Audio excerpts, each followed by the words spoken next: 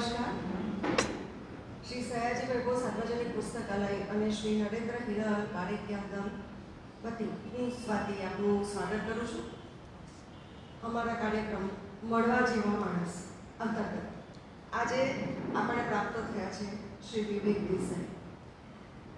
મળવા જેવા માણસ એટલે આ દુનિયામાં આમ તો આપણે હજારો લોકોને મળીએ છીએ, પણ ટોળાથી અલગ ચીલો ચાતરીને પોતાની નવી કેડી કંડાળે એવા વ્યક્તિઓ બહુ જૂજ હોય છે.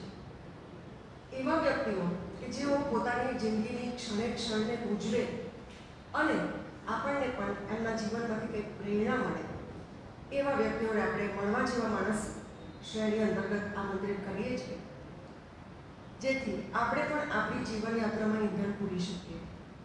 તો આજે આપણી સાથે છે મળવા જેવા માણસ શ્રી વિવેક દેસાઈ. આપનું સ્વાગત છે. શ્રી વિવેક જીતેન્દ્ર દેસાઈ મૂળે તો આપણા જ પંથકના, મારા તો ગામના, પણ અમદાવાદની ઐતિહાસિક ગાંધીજી દ્વારા પ્રસ્થાપિત સત્વશીલ અને 100 વર્ષથી ઉપરનો ગૌરવપૂર્ણ ઇતિહાસ ધરાવતી સંસ્થા નવજીવન ટ્રસ્ટના પ્રથમ સૌથી યુવા વયના મેનેજિંગ ટ્રસ્ટી અને હાલ 2024થી ચેરમેન એવા શ્રી વિવેક દેસાઈ, આપના માતૃ પંથકમાં સ્વાગત છે. ધ્યાનથી જુઓ આ માણસને. એના બાતિકળ વસ્ત્રમાં હજારો લોકોની મુલાકાતો, અદ્ભુત સ્થળોના પ્રકૃતિના બેનમૂન રંગો ભર્યા છે. આજે થોડું બ્લેક એન્ડ વ્હાઇટ છે, પણ સામાન્ય રીતે એ રંગીન હોય છે. એમના ખિસ્સા ભર્યા છે, ઘણા બધા છે આજે. એમના ખિસ્સા ભર્યા છે સંબંધોના બેનમૂન રત્નોથી. કારણ કે એ માત્ર ફોટોગ્રાફ નથી લેતા, લોકોનું હૃદય પણ પામી લે છે. એમનું મન છલકાય છે કર્મશીલતા અને સિદ્ધાંતોથી, અને હૃદય જે હવે બનારસ છે ત્યાં વહે છે સંવેદનાની પાવન ગંગા. એમનો સદભાગ્ય અને કર્મઠ સ્વાતંત્ર્ય સેનાની લોકનાયક દાદાજી શ્રી ઠાકોરભાઈ દેસાઈ અને નીતિવાન પિતાશ્રી જીતેન્દ્રભાઈના પુણ્ય બળે અને એમના હિસ્સે બહુ નાની વયે નવજીવન ટ્રસ્ટના સંચાલનની જવાબદારી આવી, જે એમણે સત્યનિષ્ઠાથી અદા કરી. ગાંધીજીના પગલે ચાલીને અને દ્રષ્ટિ સામે આધુનિક યુવા માણસ રાખીને એમણે નવજીવનમાં નવજીવનના પ્રાણ ફૂંક્યા. નવજીવન પ્રકાશન, સત્વ આર્ટ ગેલેરી, સ્વત્વ ખાદીનો મિજાજ, કર્મ કાફે, સહજની સ્વર્ણિમ સભામાં નવજીવનના આંગણે સાબરમતી જેલના કેદીઓ દ્વારા ભીની હલકે ગવાતા ભજનો, નવજીવન ટોક્સનો સત્વશીલ કગરવ અને નવતર અભ્યાસક્રમો અને રૂઢિમુક્ત વર્ગોની અનોખી દુનિયા. પત્રકારત્વ કંઈક જુદા પરિમાણોથી ત્યાં શીખવાય છે. પાંખો ફેલાવીને ઉડવા તત્પર પુસ્તકોના પ્રકાશનો અને નવા અને નીવડેલા કલાકારોને પ્રદર્શનની તક મળે એવું એમની ઉદાત્ત ભાવના નવજીવનના આંગણાને એક મુક્ત વિશ્વ બનાવે છે, જેમાં શ્રી વિવેકનું વિઝન અને મિશન ઝળકે છે. એમની ફોટોગ્રાફી એટલે ધબકતા જીવન. એ રોમાન્સ કરે છે ફોટોગ્રાફીને, હૈયું નીચોવીને આપી દે છે, માગ્યા બલિદાન આપે છે અને પામે છે સંસ્કૃતિઓ, શહેરો, સંબંધો. અને એ કોઈ એક શહેરને વર્ષો આપી દેવા, ક્યાંક એમણે 30 વર્ષ આપ્યા છે, ક્યાંક 22 વર્ષ આપ્યા છે. આ તપસ્યા અને આડંબર અને અભિમાનના વસ્ત્રો ઉતારી શકવાની ક્ષમતાને કારણે એમના રોમાન્સનો લાલ રંગ સાધુતાના ભગવા રંગ સુધી પહોંચવા સક્ષમ નીવડ્યો છે. અને એટલે જ એમનું એડ્રેસ પણ બદલાઈને સાધુ વિવેક એવું થઈ ગયું છે. ફોટોગ્રાફર વિવેકમાંથી સાધુત્વ પામવાની આ યાત્રા છે. અને એમની તસવીર કળામાં કવિતા છે અને એમના લખાણમાં ચિત્રકળા. કચ્છ હોય કે બનારસ, હમ્પીના ગાતા પથ્થરો હોય કે જીવનથી મૃત્યુ સુધી સઘળું સમેટીને વહેતી ગંગા, બનારસ એમના કેમેરા સામે બધું જ પારદર્શક થઈને આપોઆપ ખીલતું જાય. સંસ્કૃતિને આપ એક સાચા ભારતીયની નિસ્બતથી પામ્યા છો. આપને દેશ વિદેશથી મળેલા પુરસ્કારો, જાપાનથી પણ મળ્યા છે, નર્મદ ચંદ્રક પણ એમને મળ્યો છે. અને એમણે મને બહુ સ્ટ્રિક્ટ ના પાડી છે કે બહુ જ લાંબો પરિચય ન આપે, એટલે હું એ બધાના નામોલ્લેખની લાલચ ટાળું છું. પણ અનેક પુરસ્કારોથી એમના ફોટોગ્રાફીના પ્રદર્શનો પણ દેશ વિદેશમાં ખ્યાતિ પામ્યા છે અને આપણા દેશનું ગૌરવ એમણે વધાર્યું છે. આપણી સંસ્કૃતિને નિસ્બત સાથે ઉજાગર કરવાના એમના પ્રયત્નો સ્તુત્ય છે. તો આવા શ્રી વિવેકભાઈ આપણા આંગણે આજે પધાર્યા છે એ માટે અમે સૌ ધન્યતાની લાગણી અનુભવીએ છીએ. તો હું સયાજી વૈભવ સાર્વજનિક પુસ્તકાલયના પ્રમુખ શ્રી પ્રશાંતભાઈ, મંત્રી શ્રી માધવીબેન અને ઋત્વિજ ટ્રસ્ટી શ્રી જયપ્રકાશભાઈને વિનંતી કરીશ કે આ અતિથિનું સ્વાગત કરો.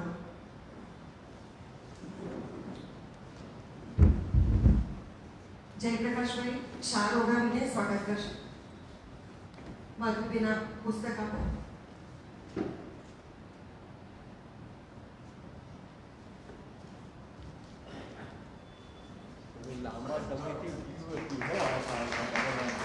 ઘણા લાંબા સમયથી પ્રતીક્ષા હતી અને આજે એમના ફાધરને અમે ઋણી પણ છે.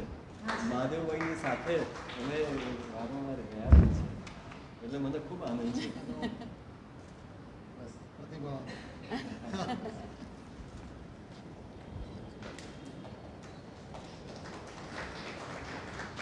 થાળી થોડી મોડી થઈ. હા, શરૂ કરીએ એક મળવા જેવા માણસ સાથે સંવાદ. એ પહેલા જેમની સાથે સંવાદ જાવે છે એવા એમના અર્ધાંગીની શિલ્પા દેસાઈ પણ અહીં ઉપસ્થિત છે. એમને આપણે વર્ષોથી પહેલાં તો શિલ્પાબેનને આમંત્રણ આપેલું, વિવેકભાઈને પછી આપ્યું, પણ શિલ્પાબેન માઇકથી થોડા દૂર રહેવામાં માને છે. એમની કલમ બહુ જ રસીલી અને હાસ્ય પ્રેરિત સરસ સુંદર મજાની છે. શિલ્પાબેન, આપનું પણ હાર્દિક સ્વાગત અને આપણે હવે જલ્દી મેળવી શકીએ એવી શુભેચ્છા છે. આપ સૌને આપના મોંઘા મોબાઈલ ફોન મોંઘા કરી દેવા માટે વિનંતી છે, જેથી આપણને રસ ક્ષતિ ન થાય. તો વિવેકભાઈ ટીચર છીએ એટલે થોડી ક્વેશ્ચન પેપર તૈયાર કર્યો છે. આશા છે કે આપના કક્ષા સુધી પહોંચી શકું. તો આપ બહુ નાની ઉંમરે નવજીવન ટ્રસ્ટના મેનેજિંગ ટ્રસ્ટી અને ચેરમેન બન્યા.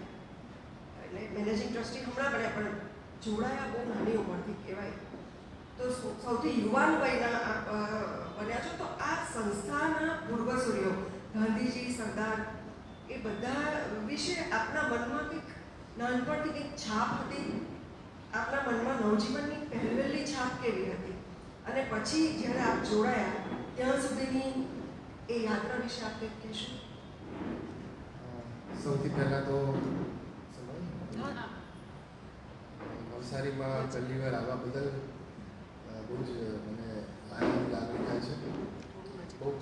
બહુ વર્ષો પહેલાં, બહુ વખતથી માધવીબેન પણ કહેતા હતા, સ્વાતિબેન પણ વાત કરેલી, પણ કંઈ આવવાનો મારો મેળ બેસતો નહોતો. પણ આજે કંઈક સંજોગ એવો ઊભો થયો અને બહુ સારું લાગે છે. આપણા જ વતનમાં, આપણા જ ગામમાં આટલી સરસ જૂની લાઇબ્રેરીમાં સ્ટેજ ઉપર બેસવાનો આનંદ, એટલે મારી ખુશી વ્યક્ત કરું છું. સૌથી પહેલાં તો સ્વાતિબેને જે વાત કરી એમાં બહુ લાંબો પ્રશ્ન હતો, પણ હું કહું કે હું ગાંધી જે દાદા પણ ગાંધીવાદી હતા, ઠાકોરભાઈ દેસાઈ બધા જાણે જ છે એમને આ પંથકમાં તો એટલીસ્ટ. તો એ એમના અને પછી પિતાજી મારા, એટલે એ લોકોની ગાંધીયન જે આખી ફિલોસોફી હતી એના એવા એન્વાયરમેન્ટમાં જ મારો ઉછેર થયો, પુસ્તકો વચ્ચે ઉછેર થયો. એટલે એની સાથે સાથે પણ મારો એક જિંદગીનો મારો પ્રવાહ હતો, એ જુદો હતો. એ મને પહેલેથી જ ખબર હતી કે હું કદાચ જઈશ તો આ કોઈ ગાંધીયન રસ્તે નહીં જવું, પણ કોઈ સંજોગ એવા ઊભા થાય કે મારે નવજીવનમાં કોઈ પિતાજીનું અવસાન થઈને આવવું પડ્યું. પણ એવો કોઈ ઈરાદો નહોતો કે મારે જોડાવવું, પ્લસ એવું કોઈ હું એવા નવજીવન સાથેનું મારું કનેક્શન જ્યારે પપ્પા મેનેજિંગ ડિરેક્ટર હતો અને ત્યારે હતું ત્યારે કંઈક વોલેટ ભૂલી જાય કે એવું કંઈ થાય ત્યારે નવજીવન આપવા જતો. આનાથી વિશેષ મારો નવજીવન સાથેનો કોઈ નાતો નહોતો.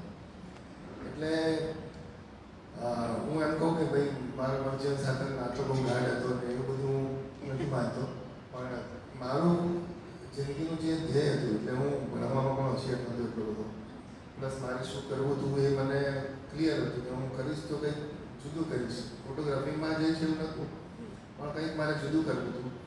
કારણ મેં પપ્પાને અને મમ્મીને મારા જે રીતે કામ કરતા જોયા હતા એ જોતા મને એમ થયું કે મને આ જે પ્રકારનું આ લોકો જીવન જીવે છે અને આટલી સાદગી હું આત્મસાત નહીં કરી શકું એવું મને ખબર હતી એ વખતે.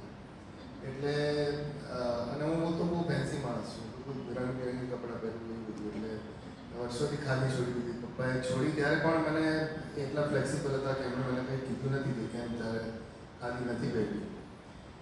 કાકા સાહેબે તો, અને ખાદીમાં બધું એક અમુક પ્રકારના આપણી પાસે ખ્યાલ હોય છે, બધી ગાંધી સંસ્થામાં તો તમારે ખાદી જ પહેરવાની, એવું ક્યાંય કોઈ જગ્યાએ ગાંધીજી એવું લખ્યું નથી. હા, પ્રમોટ કરવાની અથવા ખાદી વિશેની પહેલની વાત કરી છે. કાકા સાહેબે તો એટલે સુધી કહ્યું છે કે ખાદી એ પહેરવાની વસ્તુ છે, પહેરાવવાની વસ્તુ નથી. એટલે આ રીતે મારું આખું જીવન, મારું જે બાળપણ રહ્યું એ બધું એ રીતે વીત્યું. અને પછી કોલેજ બીકોમ થયો, પછી લો કર્યું.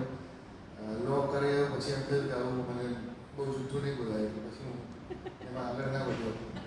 એટલે એ જ પ્રશ્ન હતો કે એમના દાદા શ્રી ઠાકોરભાઈ દેસાઈ એ સ્વાતંત્ર્ય સેનાની, અને મને મારા પપ્પા થ્રુ એ જાણવા મળ્યું હતું કે એમની ધરપકડ કરવા જ્યારે પોલીસ આવતી ત્યારે પેગામમાં એમાં ઘરોમાં વારાફરતી બધા પોતપોતાના ઘરોમાં એમને સંતાડી દેતા અને સક્રિય એકદમ લોકનાયક, અને એમના પિતા પણ એકદમ એમને વાત કરી એ પ્રમાણે સક્રિય. અને ક્યાંક મેં તમારા ઇન્ટરવ્યૂમાં સાંભળ્યું છે કે તમે કેમેરો લેવા માટે પણ એમને કીધું કે મને લોન આપો. તો એ રેફરન્સમાં કે એ લોકો જે મૂલ્યનિષ્ઠ હતા એની કેવી છાપ છે તમારા? ના, એ મૂલ્યો, એ સંસ્કારો એ તો બધા બિલકુલ આત્મસાત કરેલા છે. આજે પણ નવજીવનમાં પણ જે પ્રવૃત્તિઓ ચાલે છે, નવી પ્રવૃત્તિઓ ચાલે છે, એમાં ક્યાંય કોઈક સિદ્ધાંતો સાથે બાંધછોડ કરીને કે કોઈ બીજી રીતે બાંધછોડ કરીને એ પ્રવૃત્તિઓ ચાલુ નથી કરી. પ્લસ હું જે જીવન જીવું છું ફોટોગ્રાફીનું, એ જ્યારે પપ્પાને મેં કહ્યું કે ભાઈ મારે તો ફોટોગ્રાફી જ કરવી છે, કારણ કે એમણે કીધું કે તારે સોર્સ ઓફ ઇન્કમ, કોઈ ફિક્સ ઇન્કમ તારે કરવી પડશે. કારણ કે એ વખતે જમાનો એવો હતો કે પૈસા નહોતા ને, એ વખતે ફોટોગ્રાફીમાં કોઈ એવા પૈસા નહોતા. પ્લસ આપણે કોઈ કોલેજમાં પ્રોફેસર તો હતા નહીં કે લાખ 1.5 લાખનો પગાર આપણને. એટલે પપ્પાએ કીધું કે ભાઈ તું તારો રસ્તો તારી જાતે નક્કી કરે ને. પણ એ વખતે નક્કી કર્યું કે ભાઈ મારે જો ફોટોગ્રાફી જ કરવી હશે તો હું આર્ટ તરફ વળી જઈશ. હવે ફોટોગ્રાફીની મુશ્કેલી એ છે કે વેડિંગ ફોટોગ્રાફી સિવાય ફોટોગ્રાફીમાં ક્યાંય ઇન્કમ નથી હોતી. તમારે વેડિંગ ફોટોગ્રાફી કરવી પડે. એ વખતે પણ એવું હતું ને આજે પણ એવું છે. આજે થોડો માહોલ જુદો છે, પણ એ વખતે મેં નક્કી કર્યું કે કંઈ પણ કરીશ પણ વેડિંગ ફોટોગ્રાફી તો નહીં જ કરું. એટલે આપણી જેને અનાવૈજ્ઞાનિક કહો કે જે કહો, ઈગો કહો, જે પણ તમે નામ આપો, પણ એનો મને ફાયદો એ થયો કે મેં એ જે આર્ટ ફિલ્ડમાં મારે જે કામ કરવાનું થયું, જે કચ્છમાં મેં મારી શરૂઆત કરી, એ પછી બનારસમાં કરી, તો એના કારણે મને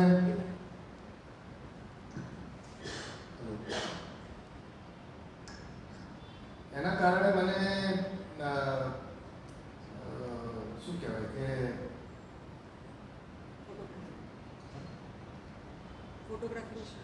હા, એના કારણે મેં બીજી બધી બ્રાન્ચમાં જવાનું ટાળ્યું. અને ફોટોગ્રાફીમાં જે ટુરિઝમ સાથે, એ વખતે ટુરિઝમ સાથેની મારી ટાઈપ બહુ સારું હતું. એટલે એ વખતે ટુરિઝમ સાથે મેં મારી કારકિર્દીની શરૂઆત કરી. એ લોકોને બહુ જ જરૂર પડે બધા બ્રોશરને એવું બનાવવા માટે, એટલે એ બધી રીતે કરતો થયો. પછી ઘણા બધા મિત્રોએ સમજાયું કે આટલું સારું કામ કરે છે તો બહુ સિલેક્ટિવ વેડિંગ્સમાં જ હતું. એટલે બહુ લોકોને તારે એવું જુઠ્ઠું બી ના બોલવું પડે કે હું વેડિંગ નથી કરતો, અને તું વેડિંગ કરતો પણ હોય, એટલે એવી રીતનું તું પસંદ કર. એટલે એવું થોડું ધીમે ધીમે શરૂ કર્યું અને થોડા વેડિંગ શરૂ કર્યા. આજે પણ હું વર્ષમાં 1-2 વાર એવું મને થાય કે સારા વેડિંગ છે અને કોઈ NRI પાર્ટી છે, સારા પૈસા આપે છે તો હું કરું છું. એમાં કંઈ હું છુપાવતો નથી, પણ મને ગમે છે કે ભાઈ સારા. અને વેડિંગ છે ને બહુ ચેલેન્જિંગ આપણી પાસે ફોટોગ્રાફીની બ્રાન્ચ છે, અને બહુ જ તમને સંબંધો જોવાની ને એ બધું જાણવાની લાઈફ મારો બ્રાન્ચ છે ફોટોગ્રાફીની એ લાઈફ એન્ડ ડોક્યુમેન્ટરી છે. એટલે મને માણસના ચહેરા જોવા સમજવા, સંબંધો જોવા સમજવા એ બધું ગમે છે. એટલે તમે લગ્નમાં જાઓ ને ત્યારે તમને ખબર પડે કે આમને આમની જોડે નહીં ખાવતું હોય, દેરાણી જાણીએ છે. એટલે આવું બધું આપણને બહુ જ, અને પછી અંદર બધા ફોટોગ્રાફરો બીજા પણ હોય, એટલે એ બધી વાતચીત કરવાની ને બધી બહુ મજા આવે. એટલે એ માટે થઈને હું મારું બીજા બધા આ બધી ફોટોગ્રાફી કરું છું, પણ એમાંથી થોડું ફ્રેશ થવા માટે વેડિંગ ફોટોગ્રાફી હું કરતો હોઉં છું. નવજીવનમાં આપ જ્યારથી જોડાયા ત્યારથી આપણે ખૂબ નવી શરૂઆતો કરી, જેમ કે કર્મ કાફે છે, ખાદીને નવું રૂપ આપ્યું જેથી યુવા માણસ ખાદી તરફ આકર્ષાઈ શકે. અને અમારી પણ નવસારીની ડિમાન્ડ છે કે આપ ખાદી સપવામાંથી અમારે અહીંયા સ્વાદવામાંથી આપણે પુસ્તક ફોટોગ્રાફીની પ્રદર્શન આર્ટ ગેલેરીની શરૂઆત કરી. બહુ ઓછા વ્યક્તિઓ એવા હોય છે કે જે વિકસી જાય પછી પોતાની નીચે અને વિકસવા દે. જ્યારે તમે એવું વટવૃક્ષ બન્યા કે જે તમારી નીચે જે નાનકડા શરૂઆત કરતા ફોટોગ્રાફર્સ છે અથવા તો નીવડેલા છે એમને તમે જગ્યા આપી કે તમે આવો અને અહીં આપણી કળાનું પ્રદર્શન કરો. તો આ બધા વિચારો કેવી રીતે આવ્યા અને એનો સ્વીકાર કેવી રીતે થયો? જો સૌથી પહેલાં તો એક તમને વાત કરી દઉં કે બધાના મગજમાં એક બહુ જ એવી માન્યતા હોય છે કે લોકો તમને બહાર સાંભળવા પણ મળ્યું છે ઘણી વાર કે સંસ્થા જ મહાન હોય છે, વ્યક્તિ નહીં. પણ હું બહુ જ ભારપૂર્વક કહું છું કે વ્યક્તિ જ મહાન હોય છે અને વ્યક્તિ જ સંસ્થાને મહાન બનાવે. એટલે પહેલાં વ્યક્તિ જો સારી, તમે કોઈ પણ સંસ્થા, મેં મળતી સંસ્થાઓ જોઈ છે ઘણી બધી, ગાંધી સંસ્થાઓ પણ મેં મળતા જોઈ છે. તો એનું કારણ જ એવું છે કે માણસો જે નવા માણસો આવે એ માણસો જ્યારે કોઈ જુદા પ્રકારની પરિપાટીમાંથી આવતા હોય ત્યારે એને એ સંસ્થા સાથેનો જે લગાવ હોવો જોઈએ, લગાવ થાય નહીં. પ્લસ કોઈ વિઝન હોય નહીં. પ્લસ ખોટી રીતે ગાંધીજીના જે પણ વિચારો છે તો ગાંધીજીના વિચારોને એક રિજિડ, એટલે અમુક રીતે જે લોકો જડતાપૂર્વક પકડી રાખે. જેમ કે હું તમને એક દાખલો આપું, જે હું ક્યારે ઘણી વાર કહેતો હોઉં છું મારા અમુક લોકોને, કે ગાંધી આશ્રમમાં એકવાર એક માણસ સવારની પોરમાં ડબલું લઈને લોટે જતો હતો અને આમ ત્રાસું આમ પકડેલું હતો. તો સામેથી એક માણસ મળ્યો, એણે એમ કીધું કે તું આ પહોંચીશ ત્યાં સુધી તો લોટો તારો પાણી તો ઢોળાઈ જશે બધું. તો એણે કીધું કે કાલે બાપુએ આ જ રીતે લોટો પકડ્યો. એટલે આવા લોકો આપણે ત્યાં બહુ છે જે આવી રીતે બાપુએ લોટો પકડેલો, એ વસ્તુને પકડી લેનારા લોકોના કારણે આજે ગાંધી સંસ્થાઓ અને બીજી ઘણી ગાંધી સંસ્થાઓ રિલેટેડ જેવી સંસ્થાઓ લગભગ મરવા પડી છે કે મરી રહી છે ધીરે ધીરે. બહુ જ ઓછી સંસ્થાઓ એવી છે કે જે લોકો પાસે માણસો છે. અને હું હંમેશા એવું માનું છું કે પપ્પાના જો ગયા પછી મને એવું લાગ્યું કે જો મારે અહીંયા આ સંસ્થા સંભાળી રહેશે તો મારી પાસે માણસો જ છે, સારા માણસોની પોપ્યુલર. અને જેમાં અમે યુટ્યુબના અમારા જે નવજીવન સ્ટોક્સ અમે શરૂ કર્યું. પછી જર્નલિઝમ અમારે જેલના કેદીઓ સાથે, એટલે ગાંધીજીની જે મુખ્ય પ્રવૃત્તિઓ, મૂળ પ્રવૃત્તિઓ જેને આપણે કહીએ કે ભાઈ તમને આમ વિઝિબલ દેખાય નહીં કે ભાઈ આ પ્રવૃત્તિઓ આ કરે છે, પણ તેમ છતાં પ્રવૃત્તિ એની રીતે બહુ સરસ રીતે ચાલ્યા કરતી હોય. તો એવી પ્રવૃત્તિઓ અમે શરૂ કરી કે જેમાં ગાંધીનો વિચાર પૂરેપૂરો સરસ રીતે જળવાય, ગાંધીનું કામ બહુ સરસ રીતે થાય અને સંસ્થા બહુ સરસ રીતે આગળ વધે. એટલે એટલા માટે થઈને આ બધા લોકોને અમે જોડ્યા અને જોડીને અત્યારે એવી પરિસ્થિતિ છે કે આજે હું અહીંયા બેઠો છું, અમારે ત્યાં આઈકે વીજળીવાળાનું લેક્ચર ચાલી રહ્યું છે અત્યારે. તો પણ તેમ છતાંય મને કોઈ ચિંતા નથી કે ભાઈ ત્યાં શું થશે, કેવી રીતે થશે. તો એ એટલે સુધીનું એક સંસ્થાનું લેવલ આવી જવું જોઈએ દરેક સંસ્થાનું કે ભાઈ આપણે ના હોઈએ, આપણે કાલે ઉઠીને અમાર પટોળો ખાઈને તો આવેલું નથી કોઈ. એટલે એ જે આપણે ના હોઈએ તો આપણે પછીની પેઢી એક સરસ રીતે તૈયાર થાય. અને એ તૈયાર મેં કરી અને લગભગ મને 12-13 વર્ષ થયા એ બધું આખી પ્રોસેસમાંથી પસાર થતા. અને અત્યારે હવે એક એવું છે કે અમારી સત્ય આર્ટ ગેલેરી, ખાદીનું તમે કીધું, ખાદીનો ટૂંક સમયમાં અમે નવસારીમાં પણ એવું આયોજન છે કે અમે શરૂ કરીશું. હજી વિચારી નથી પ્લેટફોર્મ કેવી રીતે આગળ જશે, પણ ટૂંક સમયમાં જ એનું તમને પરિણામ જોવા મળશે. એટલે એ રીતે બધું એક એ પણ જાણવું હતું કે સાબરમતી જેલના કેદીઓ જે આપના આંગણામાં આવીને ભજનોની રમઝટ બોલાવું પણ એમની સાક્ષી બનીશું. તો તો એમાં કાયદાકીય કોઈ મુશ્કેલી કે કેવી રીતે શક્ય બન્યું અને વિચાર કેવી રીતે આવ્યો તમને? વિચાર એવી રીતે આવ્યો, અમે લોકો સાબરમતી જેલ જોવા જવાનું નક્કી કર્યું એકવાર. કારણ કે ગાંધીજી પોતે જે ગાંધી ખોલી છે ત્યાં, ગાંધી ખોલી આમ જોવા જ નથી જવા દેતા, પણ મને એમ થયું ગાંધી ખોલી જોવી જોઈએ આપણે, ગાંધી સંસ્થામાં હોઈએ અને જ્યાં ગાંધીજીને રાખવામાં આવેલા કોટડીમાં, એ કોટડીમાં આપણે દર્શન કરીએ એટલીસ્ટ એવું એક, તો આપણને આનંદ આવે, એક પ્રકારનો રાજીપો થાય, એક પ્રકારનો સંતોષ મળે. તો એટલા માટે થઈને અમે લોકો જોવા ગયા. ત્યાં જેલ સુપ્રિન્ટેન્ડન્ટ હતા સુનિલ ઝા કરીને, એમનો પછી આઈ થિંક વલસાડમાં એમનું પોસ્ટિંગ હતું. બહુ સારી એમને હેલ્પ કરી. અમે એમને કીધું કે અમારે નવજીવનમાં આવું બધું ચાલુ કરવું છે, અમુક અમુક વસ્તુઓ. તો એમણે કીધું કે આ બધું અઘરું છે ને હોમ મિનિસ્ટ્રીના દાયરામાં આવે છે આ તો બધું, એટલે મારા હાથમાં તો જેટલું છે હું તમને મદદ કરીશ. પણ એમણે બહુ જ મદદ કરી અમને, અને મેં કીધું કે પહેલું અમારે તો આવી રીતે અમે કર્મ કેફે ચાલે છે, એમાં સાંજે સેટરડે સન્ડે અમે લોકો ગાંધી થાળી સર્વ કરીએ છીએ, એટલે સારું સિમ્પલ ફૂડ. તો એ દરમિયાન જો કેદીઓ બંદીવાન ભાઈઓ આવીને જો ભજન ગાય તો બહુ સારું એક વાતાવરણ ઊભું થાય, લોકોમાં એક સારો મેસેજ જાય. અને બધાના એક આશ્ચર્ય વચ્ચે એમણે મને એક દિવસ આ પ્રપોઝલ એમણે મોકલી હોમ મિનિસ્ટ્રીમાં, અને ત્યાંથી એપ્રુવ થઈને આવીને એમણે મને રાત્રે ફોન કર્યો કે ભાઈ આ મંજૂર થઈ ગયું છે અને આવતા શનિવારથી તમે આમાં અમારા બંદીવાન ભાઈઓ 5 જણા આવશે.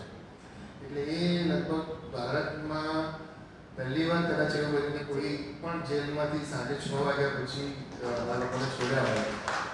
અને એમની કેવી પ્રતિક્રિયા હતી કેદીઓની? કેદીઓની પ્રતિક્રિયા તો બહુ જ, એ લોકોને તો આમ મને હજી પણ યાદ છે કે શરૂઆતના જે દિવસો હતા એ લોકોને હાથ કરી પહેરાવીને લાવતા હતા. એટલે મેં એનો બહુ જ વિરોધ કર્યો. મેં કીધું તમે પરમિશન તો આપી પણ આને આમાંથી છોડી દો, કારણ કે એ લોકો જે જમવા આવે જોવે એ લોકોને પણ એવું લાગે કે આ લોકો ક્યાંથી આવી ગયા. એટલે પછી એમાંથી પણ એ લોકોને મુક્ત કર્યા. અને એ લોકો બહાર આવીને શનિવારે આવે એટલે આમ આવીને ઊંડો શ્વાસ લે અને એ લોકોને એમ થાય કે બહાર નીકળ્યા થોડી વાર માટે. એટલે તમને બહુ જ આમ ઇમોશનલ આખી વાત છે, બોન્ડિંગ વાળી વાત છે એ લોકો સાથે. અને પછી તો પરંપરા ચાલી. અત્યારે તો એવી પરિસ્થિતિ છે કે એ લોકો ક્યારેક પોલીસ બંદોબસ્ત ના હોય તો જાતે જ ગાડી લઈને આવે, જાતે જ જતા એટલે સુધી અમારી, એટલે આને હું અમારી સંસ્થાની અને પોલીસ ડિપાર્ટમેન્ટની અને બંદીવાન ભાઈઓની આ બધાની સહિયારી સફળતા સમજુ છું. આની અંદર તમને કોઈ પૂર્વ વડીલોનું કોઈક દબાણ માનસિક કે પછી કોઈક બીજા ટ્રસ્ટીઓનો કંઈક વિરોધ કે એનો કોઈ સામનો કરવો પડે? ના, એ બિલકુલ નહીં. કારણ કે જ્યારે હું નવજીવનમાં દાખલ થયો ત્યારે મેં અમુક મારી શરતો મૂકેલી કે હું 2 વર્ષ મારી પોતાની સમજણ અને મારી પોતાની મારે જે કરવું છે એની સાથે જ હું કામ કરીશ. અને એ જો તમે મને પરમિશન આપવાના હો તો જ હું મેનેજિંગ ટ્રસ્ટી તરીકે જોડાવું. 2 વર્ષ પછી તમે જે પણ કહેશો એના જવાબ હું આપીશ. એટલે એ પ્રમાણે હું મારા પોતાની શરતોથી હું દાખલ થયો હતો. એટલે એમાં ક્યાંય કોઈએ નડતર કોઈ મને નડ્યું નથી. ઉપરથી એ લોકોએ મને હંમેશા એન્કરેજ કર્યું. અમારા ચેરમેન હતા ધીરુભાઈ મહેતા એ વખતે. પછી અમારા બીજા ટ્રસ્ટી નિરંજનાબેન કલારથી બધા ઓળખતા છે, એટલે એ લોકો ઘણા બધા. અમે ગાંધીજીએ તો નવજીવનના વિલમાં લખેલું છે કે ભાઈ 3 ટ્રસ્ટી બી ચાલતું હોય તો ચોથો નહીં કરવો, કારણ કે એમને ખબર હતી કે આ જેમ માણસો વધે એમાં બધા પ્રોબ્લેમ થતા હોય છે. એમણે લખ્યું છે કે આમાં મારું કશું જ નથી, હા, પણ મારા તરફથી હું આ ટ્રસ્ટને હેન્ડ ઓવર કરું છું. બાપુ હોત તો આ બધું ગમ્યું હોત એમને. બિલકુલ ગમ્યું. હું તો કહું છું બાપુ હોત તો આજે એપલનું લેપટોપ વાપરતા હોત, બાપુ હોત તો ચરખો ના કાઢતા હોત. ઓટોમેટિક ચરખો? બિલકુલ ના, ચરખો જ ના કાઢતા હોત. ઓકે. કારણ કે એમણે તો કહ્યું હતું ચરખાથી વધારે રોજી આપતું કોઈ સાધન મને મળશે તો હું ચરખો બાળી નાખવા માટે તૈયાર છું. તો પછી એટલો પ્રેક્ટિકલ માણસને આપણે એક અમુક પ્રકારની ઓછીએથી શું કરવા પકડી રાખ્યો? તો પણ એ જે પકડી રાખ્યો છે એ લોકો નથી છોડી શકતા. એટલે પણ તેમ છતાંય નવજીવનનું આજે સ્વરૂપ જોયા પછી લગભગ તમને નવાઈ લાગશે કે ભારતમાં લગભગ નાની મોટી થઈને 76 ગાંધી સંસ્થાઓ છે. અમારી 57-58 ગાંધી સંસ્થાઓના ટ્રસ્ટી મંડળ અમારી નવજીવનની મુલાકાતે આવી ગયા કે ભાઈ જો સંસ્થા ચલાવવી હોય તો આવી રીતે ચલાવવી. એટલે નવું જે પરસેપ્શન છે ને, જે વિઝન અથવા તો નવા પ્રકારની જે આપણે જેને કહીએ કે ફ્લેવર, નવા પ્રકારની પ્રવૃત્તિઓ એ ગાંધી સંસ્થામાં થઈ જ ના શકે એ વાતને ટોટલી એનું ખંડન કરીને નવા પ્રકારના એના મૂલ્યોમાં બાંધછોડ ક્યાંય નથી કરી. અમે ખાદી વેચીએ છીએ તો છોકરાઓ એમ કહે કે સાહેબ અમારે પહેરવી હોય તો અમારે વેસ્ટર્ન, તો છોકરીઓ કે વેસ્ટર્ન કપડાં તો મળતા નહીં, તમે વેસ્ટર્ન ડિઝાઇનિંગના કપડાં ચાલુ કરે. તો એવી રીતે મૂલ્યોમાં ફેરફાર ના હોય, પણ એની સાથે સાથે જે બધા એમના મૂલ્યોને જાળવી રાખીને જે એમાં મોડર્નાઇઝેશન કરવું પડે એ બધું અમે કર્યું અને બહુ સક્સેસફુલ. જેમ કે દરેક ગાંધી સંસ્થાઓ છે એમને એવો એક વહેમ હોય છે કે લોકો આપણી પાસે આવશે, અથવા તો બીજી ઘણી સંસ્થાઓને એમ હોય છે કે લોકો આપણી પાસે આવે, પણ એવું થતું નથી. આપણે લોકો પાસે જવું પડે અને જવું જ પડે. તો તમે આજે નાના અહીંયાના પણ નવસારીમાં બાળકો હોય કે યંગ છોકરાઓ હોય એને તમે ખાલી અહીંથી એમ મેસેજ મૂકો સયાજી લાઇબ્રેરીમાં આ ટોક છે તો કોઈ નહીં આવે, પણ એને અમુક પ્રકારના એક્ટિવિટી તમે એને બોલાવો અહીંયા તો એને ખબર પડે કે અહીંયા તો આટલી બધી પુસ્તકો છે, આટલી જૂની લાઇબ્રેરી છે. તો એ બધું થાય પછી એની રીતે આવતા હતા. એટલે અમારે ત્યાં ઘણી વાર એવું થાય કે તમે ગાંધીજીની સંસ્થામાં છો ને તમે વડાપાઉં વેચો છો, એટલે અમે કંઈ વડાપાઉં વેચતા નથી. આ ચોપડીઓ છે ને એ ચોપડીઓ બધા વાંચે ને એની સાથે સાથે આ વડાપાઉં ખાય એ જોવાની વાત. એ તમે રવિવારે સહવાચન પ્રવૃત્તિ પણ હમણાં ચાલુ કરી. હા, બિલકુલ. એટલે ટૂંકમાં અત્યારે જે ફેશન છે યુવામાં કે ગાંધી આજે પ્રસ્તુત થોડા છે એવા પ્રશ્નનો તમે બિલકુલ સચોટ જવાબ આપ્યો છે કે ગાંધીજી આજે પણ પ્રસ્તુત છે આ સ્વરૂપે. ગાંધીજી તો એ સમયે પ્રસ્તુત હતા ને એના કરતાં અત્યારે વધારે પ્રસ્તુત છે અને એની બહુ જરૂર છે, કારણ કે જે ખોટી ફેશન અત્યારે ચાલી રહી છે એની વિરોધ કરવાની. ના, એ વોટ્સએપ યુનિવર્સિટીની વાત જુદી છે, બાકી અદરવાઇઝ જે લોકોએ ગાંધીજીને વાંચ્યા છે અથવા તો પચાવ્યા છે. હું તો એક પુસ્તક સજેસ્ટ કરીશ કે તમે જો સરદાર પટેલ, ગાંધી અને નહેરુ આ ત્રણેયને તમારે જો કરવા, હું આજે અત્યારે જાહેરાત કરું છું, હું ભેટમાં પુસ્તકો મોકલીશ સયાજી લાઇબ્રેરીને. તમારી પાસે નહીં હશે તો પણ મોકલીશ. એક તો પટેલે લાઈફ આપણું રાજમોહન ગાંધીનું, તમે પટેલે લાઈફ વાંચો ને તો તમારું લગભગ બધી જ માન્યતાઓ કે ભાઈ ગાંધીજીને સરદારને કેમ વડાપ્રધાન ના બનાવ્યા, આ બધું જે કંઈ તમારા મગજમાંથી જે લોકોએ ભરેલું છે એ બધામાંથી તમે નીકળી જાઓ. પછી નહેરુના 3 પુસ્તકો છે, મારા સપનાનું ભારત, ત્રણે પુસ્તકો, મારી જીવન યાત્રા, અને કેટલા અદભુત છે. 3 પુસ્તકો એ સુંદર પુસ્તકો. આત્મકથા તો છે જ છે. હિન્દ સ્વરાજ તમે વાંચો, 3-4 પુસ્તકો વાંચો એટલે બધું. પછી તમે ગાંધીનું એક પણ પુસ્તક ના વાંચો ને આ 3-4 પુસ્તકો વાંચો એમાં બધું આવી જાય. સરદાર, ગાંધીને અને એ વખતની સ્ટ્રગલ, ફ્રીડમની એ વખતની ફ્રીડમ ફાઇટર વખતની સ્ટ્રગલમાં શું થયું હતું ને કેવી રીતે આ લોકોએ મહેનત કરીને એ બધું કર્યું. તો લોકો અત્યારે વાંચતા નથી ને, સૌથી મોટો આપણે ત્યાં પ્રોબ્લેમ એ છે. વાંચે છે તો જે આગળ પાછળનું કાપીને જે વચ્ચેનું આવે એ વાંચે એટલે તમને એમ જ થાય કે ના, ગાંધીજી આવા હતા, ગાંધીજી આવા હતા. મારે ત્યાં પત્રકારો આવે છે કે એક પત્રકાર હમણાં દિલ્હી ગયા હતા કે ગાંધીજી હ્યુમનાઇઝર હતા. એટલે મેં કહું તમે 30 વર્ષથી પત્રકારત્વ કરતા હતા, મેં કહું તમે આટલી ચોપડી વાંચો એટલે તમને ખબર પડી જશે. એટલે અમે તો જવાબ ના હોય ને આપણે કેવી રીતે જવાબ આપીએ. એટલે એમને તમારે આખું એક પીસ વાંચો એને બદલે તમે એક આખું ચોપડી, કારણ કે મનુબેનની ડાયરી છે. મનુબેનની ડાયરી ઇઝ ધ બેસ્ટ. દિલ્હીમાં ગાંધીજી, બિહાર પછી દિલ્હી, એ બધી 2-3 ચોપડીઓ છે. એમાં એમણે બહુ સરસ ગાંધીજીના મૃત્યુ સમયનું જે વર્ણન કર્યું છે મનુબેને, એવું તો મને લાગે છે કોઈ ડ્રામા કરતું હોય ને તો એ લોકોએ ભજવવા જેવું છે.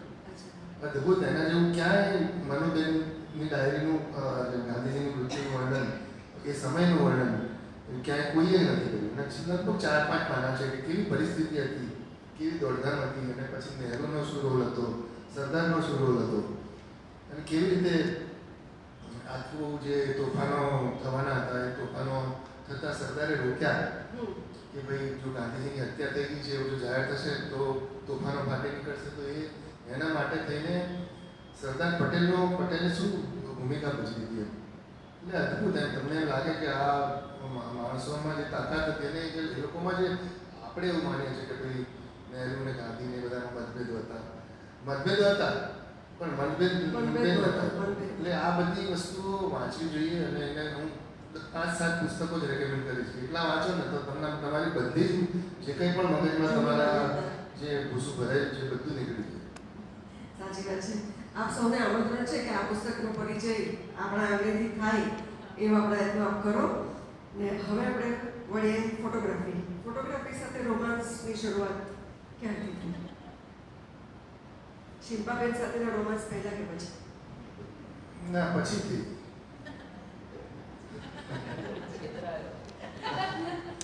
ના, એટલે ફોટોગ્રાફીની આમાં કેવું છે, ઘણી વાર એવું થાય કે તમને ખ્યાલ નથી હોતો કે તમને ફોટોગ્રાફીમાં રસ છે. એટલે જ્યારે હું નાનો હતો ત્યારે લગભગ 7મા 8મા ધોરણમાં હતો ત્યારની વાત કરું કે એ વખતે સન મેગેઝિન આવતું હતું. એમાં વચ્ચે એક મોટું પોસ્ટર આવે, એલ્વિસ પ્રેસ્લી હોય, કપિલ દેવ હોય, અને આટલું મોટું પોસ્ટર હું મારા દિવાલ ઉપર લગાવ્યું મારા બેડરૂમમાં. અને હું ખુશ થયું એમ કે ત્યારે એ વખતે ખબર નથી પડતી, પણ પછી જ્યારે જેમ હું મોટો થયો, કોલેજમાં આવ્યો, પછી જર્નલિઝમ કર્યું. જર્નલિઝમ કર્યા પછી પહેલી વાર 1992માં ચિમનભાઈ પટેલની ગવર્મેન્ટ હતી, એમણે રણોત્સવ કરેલો સૌથી પહેલો. એમાં મને એક અખબાર તરફથી મને મોકલવામાં આવ્યો ત્યાં રિપોર્ટિંગ માટે. ત્યારે હું પહેલી વાર અમદાવાદની બહાર, એટલે એક એવી રીતે ગયો જુદા એંગલથી. તો કચ્છમાં હું ગયો અને જોયું મેં તો આટલું બધું રીચ કલ્ચર, આપણું જે લોકોના પહેરવેશ, લોકોના લેન્ડસ્કેપ ત્યાંના, અને એ બધું જોઈને મને થયું કે આ તો બધું ડોક્યુમેન્ટ થવું જોઈએ અને વિઝ્યુઅલી ડોક્યુમેન્ટ. તમને વિઝ્યુઅલી ગમે અમુક વસ્તુઓ.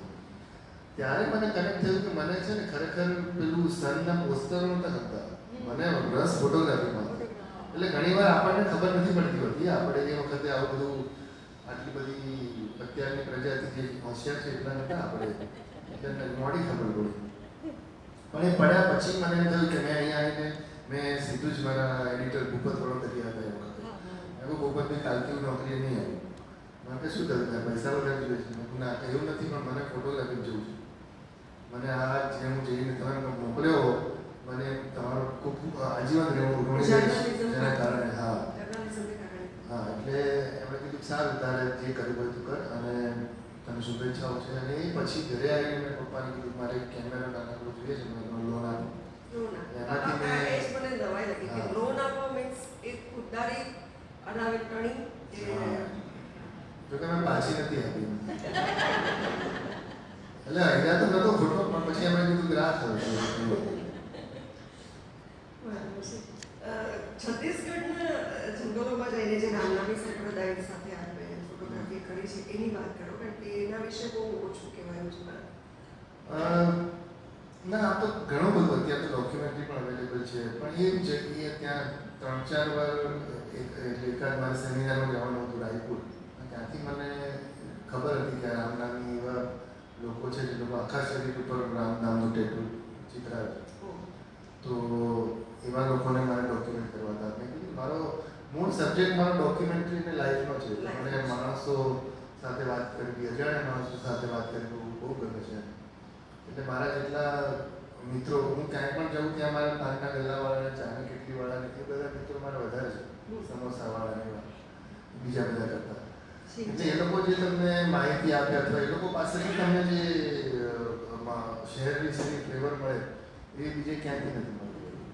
કારણ કે આપણે અમારે ત્યાં કોઈ આવે અમદાવાદ, ક્યાં જવાનું, એટલે અમે જઈને સામું જોઈએ આવવાનું, ક્યાં મોકલવાનું. એ આપણે કંઈ સાબરમતી રિવરફ્રન્ટ જાઓ કે આમ જાઓ, 2-3 જગ્યાઓ હોય. પણ એટલે રામનામી નું કરવા માટે પછી બહુ જ ત્યાં, એટલે બહુ જ છૂટા એ લોકો સ્કેટર્ડ છે અને બહુ બધું નક્સલિસ્ટ આખો ઇલાકો છે. એટલે એ દરમિયાન મેં મારો ડ્રાઈવર હતો, એ પોતે જ રામનામી હતો, અને બધું મને લઈ જાવ.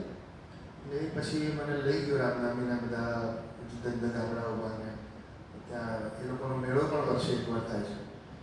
તો એના પછી એ વખતે ખાસા દિવસો મેં ત્યાં કામ કર્યું લોકો સાથે. મને બહુ સરસ ડોક્યુમેન્ટ રામનામી સંપ્રદાયનો થયો.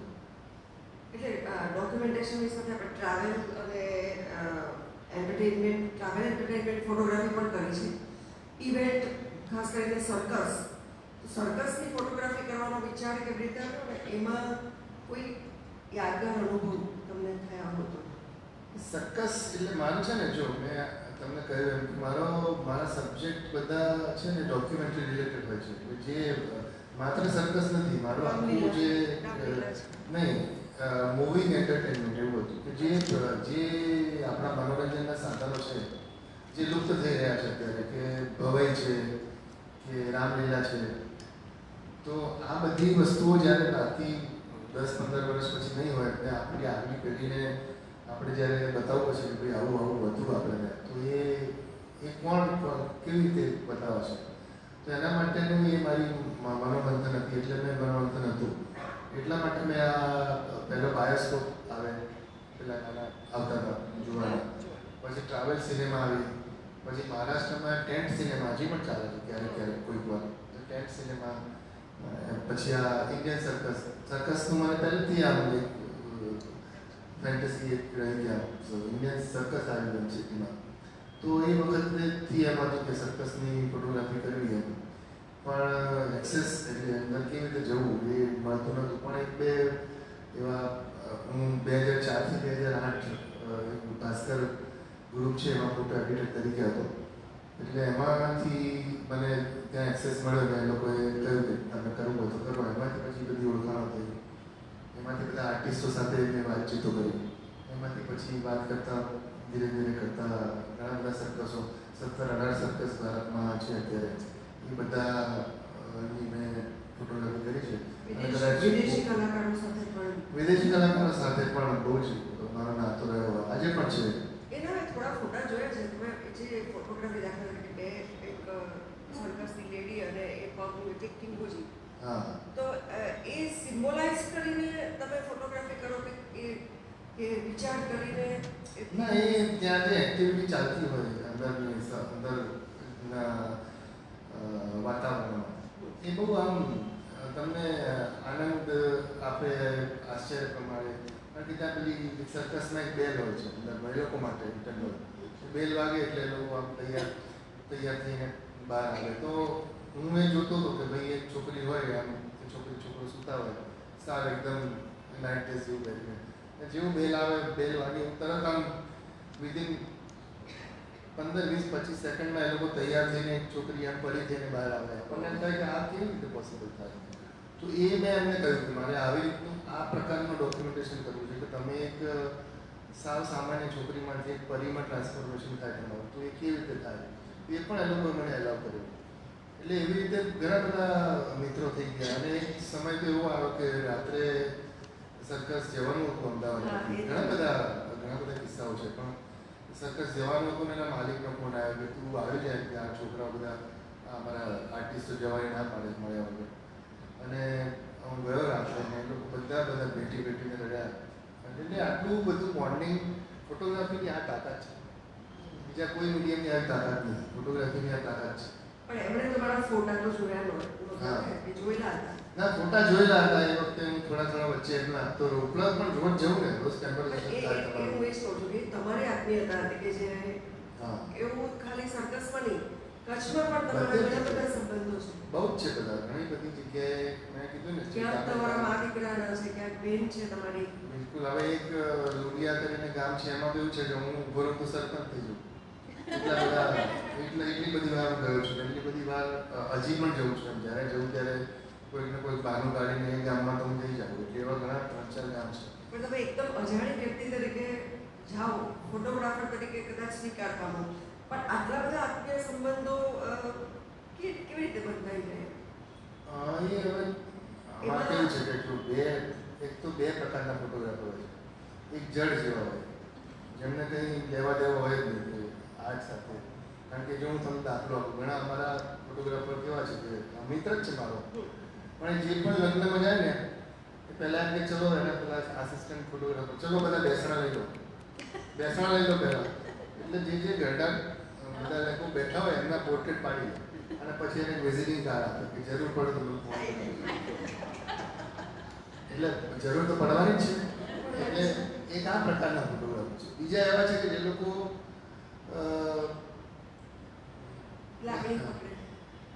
કન્યા એટલે લગ્ન ધારો કે વર કદાચ માંડવેથી પાછો જાય પણ એ પણ વર પાછો ના આવે. એક આ પ્રકારના ફોટોગ્રાફર હોય છે. અને ત્રીજા એવા હોય છે કે જે તમારી જે દીકરી પરણેલી છે એ દીકરીને પોતાની દીકરી સમજે અને ફોટોગ્રાફી કરે. તો એ જે ફોટોગ્રાફી થાય તો એ જે ફોટોગ્રાફર જે તમને ઘણીવાર નથી બહુ જ તમને આ લગ્નના આલ્બમમાં અમુક ફોટા તમને બહુ જ ગમે.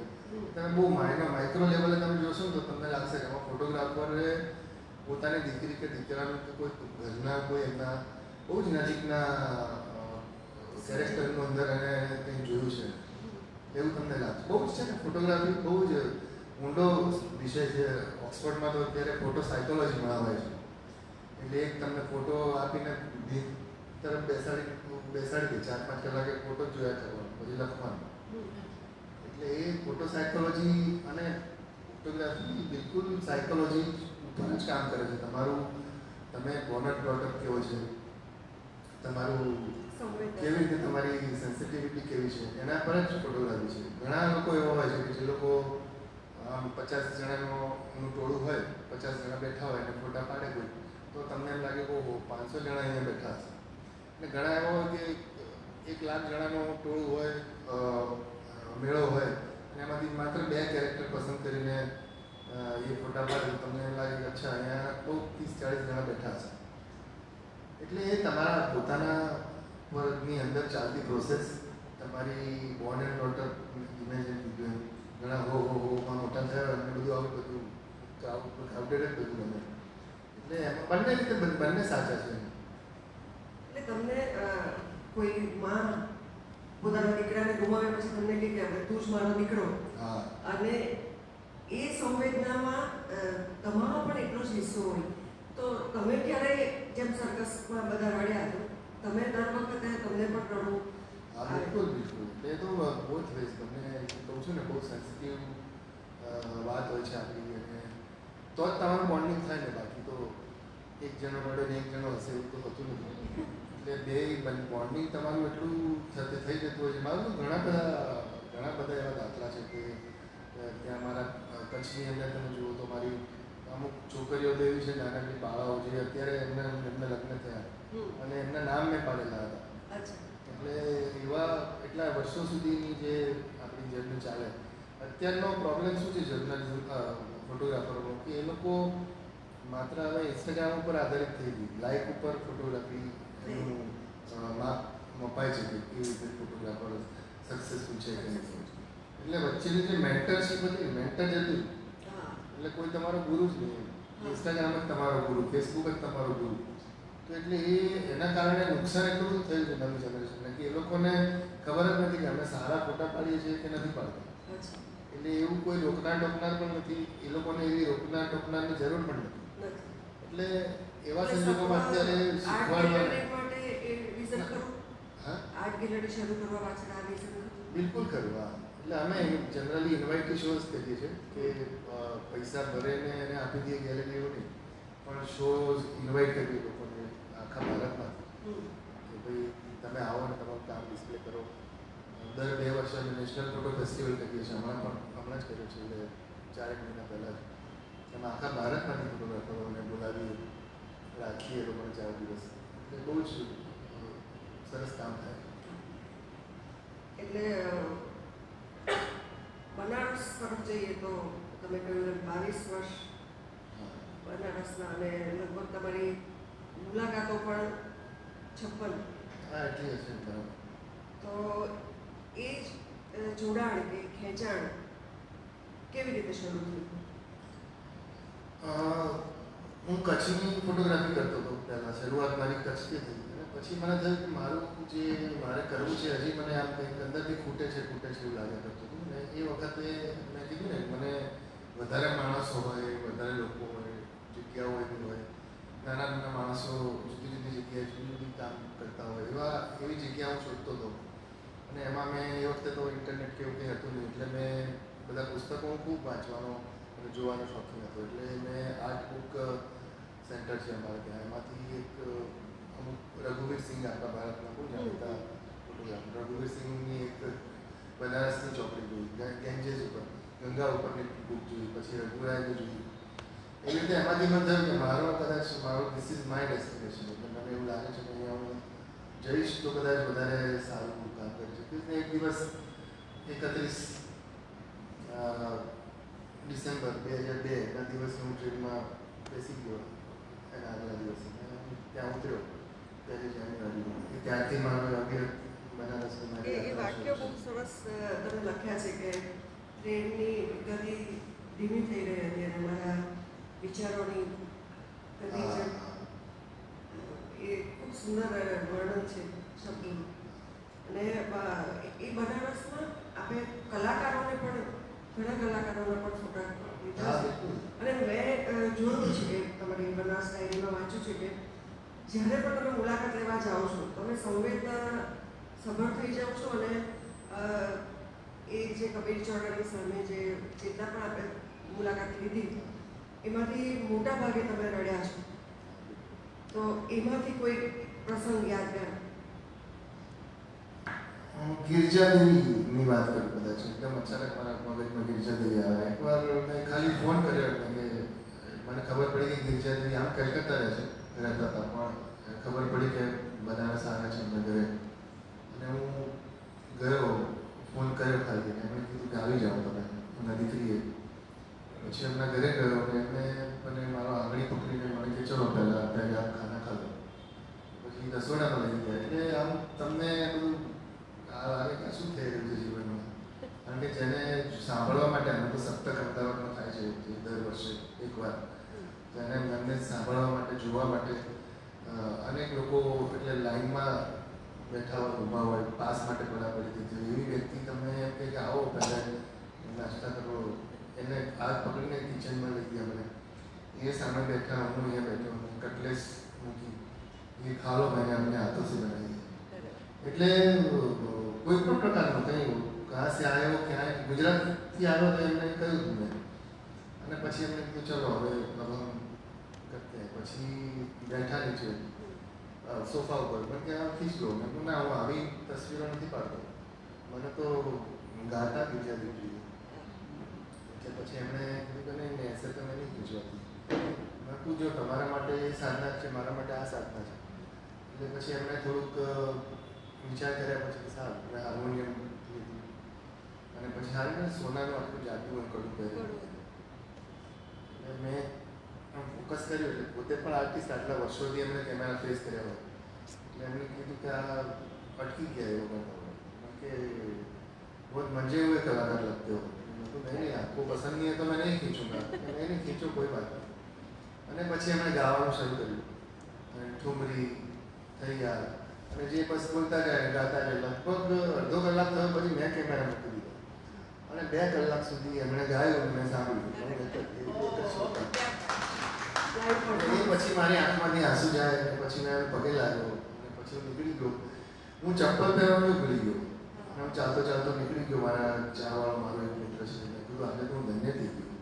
કારણ કે 2 કલાક કોઈ આવા વ્યક્તિને સાંભળ્યા પછી તમને લાગે કે એવી અનુભૂતિ થાય કે આ શું થઈ ગયું જીવનનો, આ કેવો દિવસ છે. એટલે આવું ઘણી વાર થાય. પણ એ જે કેપ્ચર કરતી વખતની ક્ષણ કે હાર્મોનિયમ પર એમની આંગળી અને કડું, એ ફોટોગ્રાફ બહુ સરસ છે. તો એ એકદમ વિચાર કેવી રીતે આવ્યો કે પછી ના, એ તો તમારા મગજમાં છે. જ્યારે તમે આવું કામ કરવા જાઓ ત્યારે બધી પ્રોસેસ ચાલતી હોય. એટલે તમને એ વખતે એવું નથી હોતું કે હું આ જ વ્યક્તિના ફોટા પાડવા જઈશ તો આવું જ પ્રકારનું પાડીશ, આવા જ પ્રકારના ફોટા પાડીશ. જેમ કે આજે જ કૌમુદીની લાખી આપણા બહુ સારા એમને મેં ઘણા બધા ફોટા ક્લિક કર્યા. મેં એમને કીધું કે મારે તમારા ડાન્સિંગ ક્લાસમાં તમે ડાન્સ શીખવાડતા હો એવા ફોટા પાડવા. એટલે પહેલાં મેં ના પાડી. પછી કે સારું ચલ ને તું આવી જાય. એટલે પછી એ ડાન્સ શીખવાડતા હોય ને જે બધી છોકરીઓ આખી ડાન્સમાં એકદમ તરબોળ હોય અને એ પોતે આમ શીખવાડતા હોય એવા ફોટા મેં પાડ્યા. એટલે મને કીધું ને મને એવું સ્ટીલ નથી ગમતું. સ્ટીલ એટલે એમાં લાઈફ દેખાવી જોઈએ, એક્સપ્રેશન્સ દેખાવા જોઈએ. તમારું બોન્ડિંગ એ વ્યક્તિ સાથેનું તમારું બોન્ડિંગ ને તમારું એ વ્યક્તિ સાથેનું બોન્ડિંગ એ બંને તમારા ફોટામાં રિફ્લેક્ટ થાય તો જ તમારો ફોટો સક્સેસફુલ ગણાય. આવું હા, એટલે મોટે ભાગના કલાકારોના ફોટા તમે એમના ઘરના પરિવેશમાં કે રોજિંદી જિંદગી સાથે જોડાયેલા એવા લીધા છે. એ કિશન મહારાજ કે પછી વિસ્મય ખાન, તો એ જે અન્ય ઘણા બધા ફોટોગ્રાફર, શરૂઆતના ફોટોગ્રાફર પણ છે. તો તો એમના વતી હું પૂછું છું કે એ ફોટોગ્રાફ લેતી વખતે શું એમના કેવા ભાવ તમે ધ્યાનમાં રાખો છો? ના, એવું કંઈ ખાસ નથી હોતું. આમાં કેવું છે, દરેકના પોતાના આપણે આમાં કેવું છે, બે વસ્તુઓ છે. તો એક ફોટોગ્રાફરો એક પ્રકારના એવા હોય છે કે જે લોકો પ્રી ઓક્યુપાઈડ, એટલે મગજમાં રાખીને જ જાય કે આ વ્યક્તિના ફોટા પાડવા છે તો આવા હું કરીશું. એવું ક્યારેય નહીં કરવાનું. તમારે પહેલાં તો અહીંયા હાર્ડ ડિસ્ક ઉડાડી દેવી પડે. એટલે એ ત્યાંથી તમારે શરૂઆત કરવાનું. પછી એના પ્રમાણે જો વર્તન તમારી ગરજ તમારી છે, ફોટા તમારે પાડવા છે. એટલે આવા આર્ટિસ્ટ, મોટા આર્ટિસ્ટ સાથે જતા હોય, કોઈ સેલ્ફમાં સેલિબ્રિટી હોય તો તમારે એને એડજસ્ટ થવાનું હોય. એ તમને એડજસ્ટ ના થાય તમારે. અને પછી છે ને બધા તમારું માનતા હોય છે. એટલે જેમ કે ઘણા બધા મેં તો ક્રિકેટર્સના કર્યા છે અને ફિલ્મ સ્ટાર્સના કર્યા છે. તો પણ તમે એક બે ફોટા પાડો ને પછી તમે એને રિક્વેસ્ટ કરો ને કે સર થોડા સા એસે હોગા તો મજા આવેગા, એટલે તમને એ પોતે તમને રિસ્પોન્ડ કરવા માટે. એટલે જો ફોટો પડાવો બધાને ગમતું હતું. જે વ્યક્તિ જગતમાં એમ કહે ને કે મારો ફોટો સારો નથી આવતો ને મને ફોટો પડાવો ગમતો નથી, એ સૌથી જુઠ્ઠો માણસ છે. ગમે તેવો હોય એને ફોટો પડાવો તો ગમતો જ હોય. મોદી સાહેબની વાત કરો. હા, મોદી સાહેબ જોઈએ તો છે ઘણા પ્રસંગો. કારણ કે અમે લોકો, હું જ્યારે ભાસ્કરમાં હતો ત્યારે અને એ પહેલાં પણ, એટલે મને ઘણા એ વખત જ્યારે સીએમ થયા પછી પણ મને બહુ જ સારી રીતે ઓળખે. એટલે એમણે એક પુસ્તક તૈયાર કરવું હતું એટલે એમણે મને કીધું ફોટા તારા પાડવાના છે. એ બધા ફોટા પાડ્યા. ભાસ્કરમાં હોવાના કારણે વારંવાર ફંક્શનો રોજે રોજ હોય અમદાવાદમાં, એટલે એ તો મળવાનું થયા જ કરતું હોય.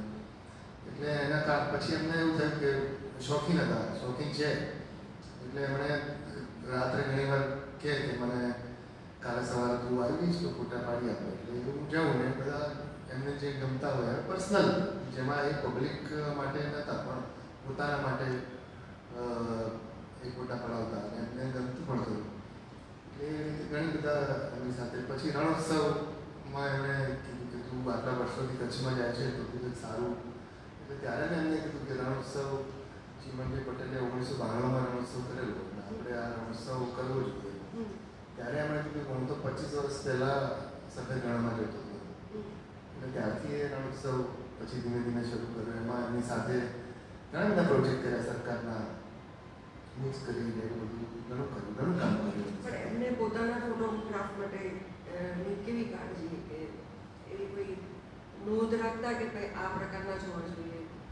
ના, એટલે તમારા કામમાં ઇન્ટરફિયર કરતા કે નહીં? તમારા કામમાં ઇન્ટરફિયરન્સ હતા? ના, ઇન્ટરફિયરન્સ બિલકુલ જરાય પણ. એટલે એક વાર ઘણી વાર તો એવું થતું હોય, એમને પેલી પુસ્તક લખેલું તો મને કે તું અહીંયા ફોટા પાડી લે. મેં કીધું અહીં નહીં પાડો, તમારી કવિતાઓ તો બધી નેચર રિલેટેડ છે. આટલા બધા સરસ અહીંયા સીએમ હાઉસમાં બહુ સરસ પેલા છોડ કે પતંગિયા તો કે આ બધું કુદરત એ બાજુ છે માન નથી રહ્યું. તમે લખી છે કવિતાઓ બધી કુદરત ઉપર, તો પછી આપણે એ બાજુ જ કહીએ ને, કુદરતની સાથે જ આપણે કુદરત એટલે તરત રાજી થઈ ગયા, રેડી થઈ ગયા. એટલે ક્યારેય એમણે એમ નથી કહ્યું કે આવા જ ફોટા પાડવા, આવું તારે કરવું. પણ એ પોતાને એમને ખબર હતી કે એમના ફોટા બહુ જ ઓછા આવા લોકો હશે મેં જોયા છે જેમને ખબર હોય કે કયા એંગલથી એમના ફોટા સારા આવે છે, કેવા ફેસ અથવા તો કેવી પ્રકારનું એમનું જે કેરેક્ટર એમને બહાર લાવવું છે કેવી રીતે આવે છે એમને ખબર હતી. એટલે એ રીતે હું સલામ માનું છું કે આવા બહુ ઓછા માણસો હોય છે જીવનમાં મને મળ્યા છે કે જેમને પોતાને ખબર હોય કે મને ઘણા લોકો તમને કહે કે ભાઈ તમે આમથી ના કરશો, મારું બહુ ડબલ ચીજ દેખાય છે. એ કહે નહીં, એ તમને ઈશારો છે. આમ કરીને ફરી જાય એટલે તમને ખબર પડે કે આ રીતે મારે કરવાનું. અને સાધુ અને અઘોરીઓ એ સમય તમે બનારસ ડાયરીમાં ખૂબ સુંદર નવમી સમર્પણમાં આપણે આવતું હતું અને બનારસ ડાયરીથી જ તમને લોકો હવે ઓળખતા થયા. એવું લાગે છે કે આગળનું કામ પણ ખૂબ જ બોલતું હતું, પણ બનારસ ડાયરી તમે પોતે જે લખાણ કર્યું, તો મને એક પ્રશ્ન પહેલાં તો મને એ પૂછવો છે કે લેખક વિવેક દેસાઈ ફોટોગ્રાફી કરાવે છે કે પછી ફોટોગ્રાફર વિવેક દેસાઈ લખાણ લખાવે છે? એટલે ફોટો પાડતી વખતે તમારા મગજમાં કંઈક ચાલતું હોય કે આ લખાણ છે, અથવા તો લખાણ કાવ્યાત્મક લખાણ છે અને દરેક ચેપ્ટર એવું હોય છે કે આપણે આંખની જ કરી જાય. તો એ સહજ લખાણ સંવેદનશીલ પહેલેથી હતું કે પછી ફોટોગ્રાફી થકી મળ્યું? ના, એ આ પ્રશ્ન કેવો છે કે પેલું નીચે છોકરાઓ ભણતા હોય ને પેલું કંઈ ખાતા ખાતા બિસ્કિટ પડી જાય ને કે રામ કે ભૂત એવું છે. ના પણ આટલું સુંદર લખાણ છે તો ના, થેન્ક યુ. તમે કીધું તો બહુ સારું. અને આ બધા નર્મદચંદ્રકને આ લેખન કંઈક એવોર્ડ મળે એ સારું જ હશે એવું માની લઉં છું. પણ લખવાનું તો પહેલેથી બિકોઝ ઓફ જર્નલિઝમ મેં પહેલાં પણ ઘણું બધું લખ્યું છે. અને હું છે ને મને મારા ગુરુની અત્યારે ઉલ્લેખ કરી દઉં. મારા પહેલા ગુરુ હતા વિક્રમ દલાલ કરીને, જેમણે મને ટેકનિકલ શીખવાડ્યું. ટેકનિકલ કેમેરાની જે વાત છે કેવી છે. અને એટલા બધા સ્ટ્રિક્ટ હતા કે અમે જ્યારે 3 ડાર્કરૂમ હોય એ વખતે તો ફિલ્મ ઉપર કામ થતું અને ડાર્કરૂમમાં તમને આવીને પહેલી દિવસે સમજાવે કે આટલા પેપર્સ આવી રીતે ડાર્કરૂમમાં આવી રીતે પ્રિન્ટ કાઢવાની અને પ્રિન્ટ તમારે નીચેથી સરકાવવાની. એટલે 3 જણા 3 ડાર્કરૂમ હોય. જ્યાં સુધી એ 3 જણાની પ્રિન્ટ સરખી આવે ને ત્યાં સુધી બહારથી બારણું ના ખોલે. એટલે એટલા સ્ટ્રિક્ટ હતા. અને ઘણી વાર તો રાત્રે 12 વાગે તમને ખોલે. 4-4, 5-5 કલાક પૂરી રાખે ડાર્કરૂમમાં જ્યાં સુધી તમારી પ્રિન્ટ સરખી ના આવે. એટલે આજે મારા ઘણા લોકો મને પૂછે કે તમારી પ્રિન્ટ ક્વોલિટી બહુ સરસ છે જ્યારે હું ડિસ્પ્લે કરું. લગભગ એનું કારણ આ છે. ગુજરાતના ફોટોગ્રાફર તમારા પ્રેસમાં જ પ્રિન્ટ કરાવવા હા, એટલે અમારું યુનિટ છે એ બહુ સારું છે. ગ્રેજ્યુએટ કરીને એ બહુ સારું આર્કાઇવલ પ્રિન્ટ યુનિટ છે. પણ એ સમજણ હોવી yellow, magenta, cyan, black 4 colour જે છે 4 કલરને બેલેન્સ કેવી રીતે પ્રિન્ટમાં કરવા, તો એ બધું એ વિક્રમભાઈ શીખવાડ્યું. એ પછીનો ફેઝ એટલે આમાં શું છે ગુરુઓ તમારે બદલતા રહેવું પડે. એટલે એક જ વ્યક્તિ ઘણા બધા લોકો પાસેથી ઘણું બધું શીખવાનું હોય છે. એટલે આપણને કેવું છે કે આ મારા ગુરુ છે, પછી એ તમને ઘણી વાર તમે ગુરુ જોડે એટલા એસોસિએટ થઈ જાઓ, આત્મીય થઈ જાઓ કે પછી ગુરુ જ તમને છટકવા ના દે. એટલે એના કરતાં તમે એ રીતે પછી જ્યોતિભટ્ટ છે જ્યોતિભાઈ પાસેથી હું ઘણું બધું શીખ્યો. એમણે મને કીધું કે તારે ફોટોગ્રાફી કરવી હોય ને તો હંમેશા તારે લખવાનું રાખવું. કારણ કે આજથી 20-25 વર્ષ પછી તને એમ થશે કે ભાઈ આ હું આ જગ્યા આ ફોટો જોઈશ તો આ જગ્યા કઈ હતી, આમ ગામ કયું હતું, આ વ્યક્તિ કયો હતો, આટલા રસ્તાઓ અત્યારે ભૌગોલિક ફેરફારો એટલા બધા થઈ ગયા છે કે તને કશી ખબર નહીં પડે આ શું તે કર્યું છે. એટલે એ વખતથી મેં બધું લખવાનું મારી ડાયરીમાં લખવાનું શરૂ કર્યું. અને ભાષાનું તો થોડું પ્રભુત્વ હતું જ મને હું સારું લખી શકતો હતો, એ લખી શકું છું એ મને ખબર હતી. પણ લખવાનું આળસું છું. એટલે પણ આ એક દીપક દોશીએ એવું કીધું કે હવે તારે ચાલુ કરવું જ પડશે. એટલે એમણે આ સુંદર પ્રસ્તાવના પણ લખી છે. હા, અને સરસ પ્રસ્તાવના પણ લખી. એટલે બનારસ ડાયરી થેન્ક્સ ટુ દીપક દોશી. અને પછી હવે બીજી બધી કચ્છ ઉપર પણ એમણે કહ્યું છે કે તું લખવાનું શરૂ કર. 2 એપિસોડ મેં લખ્યા પણ ખરા. હવે આગળ ધીમે ધીમે લખાશે. અને એમણે બહુ સાચી વાત કરી છે કે જ્યારે આપ લખો છો ત્યારે ડોક્યુમેન્ટેશન ઓગળી જાય છે અને સંવેદના જ વહેતી રહે છે. તો એ ફોટોગ્રાફીમાં 2 ફોટા એવા હતા કે જે આ વસ્તુને એકદમ સાચી ઠેરવે. એક તો નાના બાળકનું એકદમ તરતના જન્મેલા બાળકનું મૃતદેહ હાથમાં લઈને જે પિતા ઊભો છે, તો એ ક્ષણે તમે એમની સાથે વાતચીત કરેલી કે? હા, બિલકુલ વાતચીત કરી. જો પહેલાં હું તમને કહી દઉં કે વાતચીત કર્યા વગર કે કમ્યુનિકેશન કર્યા વગર હું ક્યારેય કોઈ ફોટોગ્રાફ, હા મેળો હોય ને એ બધું હોય ત્યારે જુદી વાત છે, પણ આવા પ્રકારના એટમોસ્ફિયર અથવા આવા પ્રકારનું વાતાવરણ, આવા પ્રકારના વાતાવરણમાં હું ગયો, ચાહે મૃત્યુ હોય કે ચાહે લગ્ન હોય કે કંઈ પણ હોય, અનનોન કોઈ લગ્નમાં, તો હું પૂછ્યા વગર ક્યારેય હું વાત નથી કરતો. પહેલાં તો ફોટા નથી પાડતો. પહેલાં હું એમની સાથે વાત કરું, એમની સાથે. અને છે ને અત્યારે બહુ જ મેં સ્વાતિબેન એવું જોયું છે કે લોકોને બહુ જ કહેવું હોય છે. હા, લોકોને બહુ જ કહેવું છે પણ સાંભળનાર કોઈ નથી. એટલે તમે 10-15 મિનિટ કોઈ અમે એટલા બધા અમારા હાથમાં ઓછામાં ઓછા 50-60 માજીઓ બાપાઓના કચ્છના હાથ લાગેલા છે કે આશીર્વાદ જ મને કદાચ જીવાડે છે. તો એ આમ હાથ પકડીને બેસી તમને એમ કહે કે આમ થયું, આમ થયું, મારો બાબો આમ ગુજરી ગયો ને છોકરો પૈસા આપતો નથી. આવું બધું ઘણી બધી તમે વાતો કરો, એની જોડે પૂછો એટલે પાછા એ તમને કહે. એને પોતાને એક એવું એક કમ્ફર્ટ લેવલ આવી જાય પછી હું કહું કે બાપા તમારો એક ફોટો પાડું, એટલે કે હા પાડ. એ એ જ બધા ફોટા બાળક તમે કચ્છની મારી બુક કદાચ કચ્છ, બનારસ અને અમદાવાદ પણ મેં ઘણું કામ કર્યું છે. જે બધી પ્રોફિટેબલ બુકનું બધું પાઇપલાઇનમાં છે એ કદાચ આ વર્ષોના એ જ મને પૂછવું હતું કે જેટલું આ સંસ્કૃતિ તમને આકર્ષે છે એટલું અમદાવાદની પોળ બધું. હા બિલકુલ. મને તો એટલે આમાં છે ને એક તમારી ચોઈસ નથી હોતી. તમને માણસો ગમતા હોય તો તમને હવે જેમ કે જંગલ ગમતો હોય તો તમે કાઝી જંગલ જાઓ કે અહીંયા ગીર જાઓ, તમને એટલો જ તમને પ્રેમ છે પ્રાણીઓ માટે.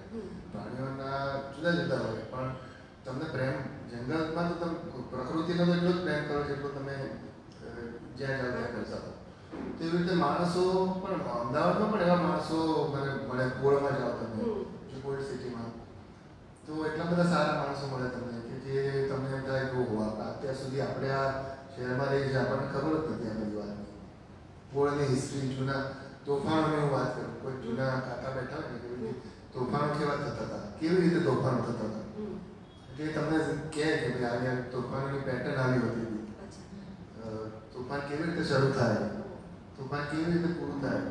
તો આ બધું જ એ લોકો તમને કહે એટલે આ બધું માત્ર ફોટોગ્રાફી નહીં, હું માત્ર ફોટોગ્રાફી માટે નહીં પણ મને એમ ક્યુરિયોસિટી હોવી જોઈએ કે આપણું શહેર છે, આપણું નવસારી છે કે આપણું અમદાવાદ છે તો એમાં કેવી રીતે લોકો જીવતા હતા જ્યારે ખરાબ સમય હતો.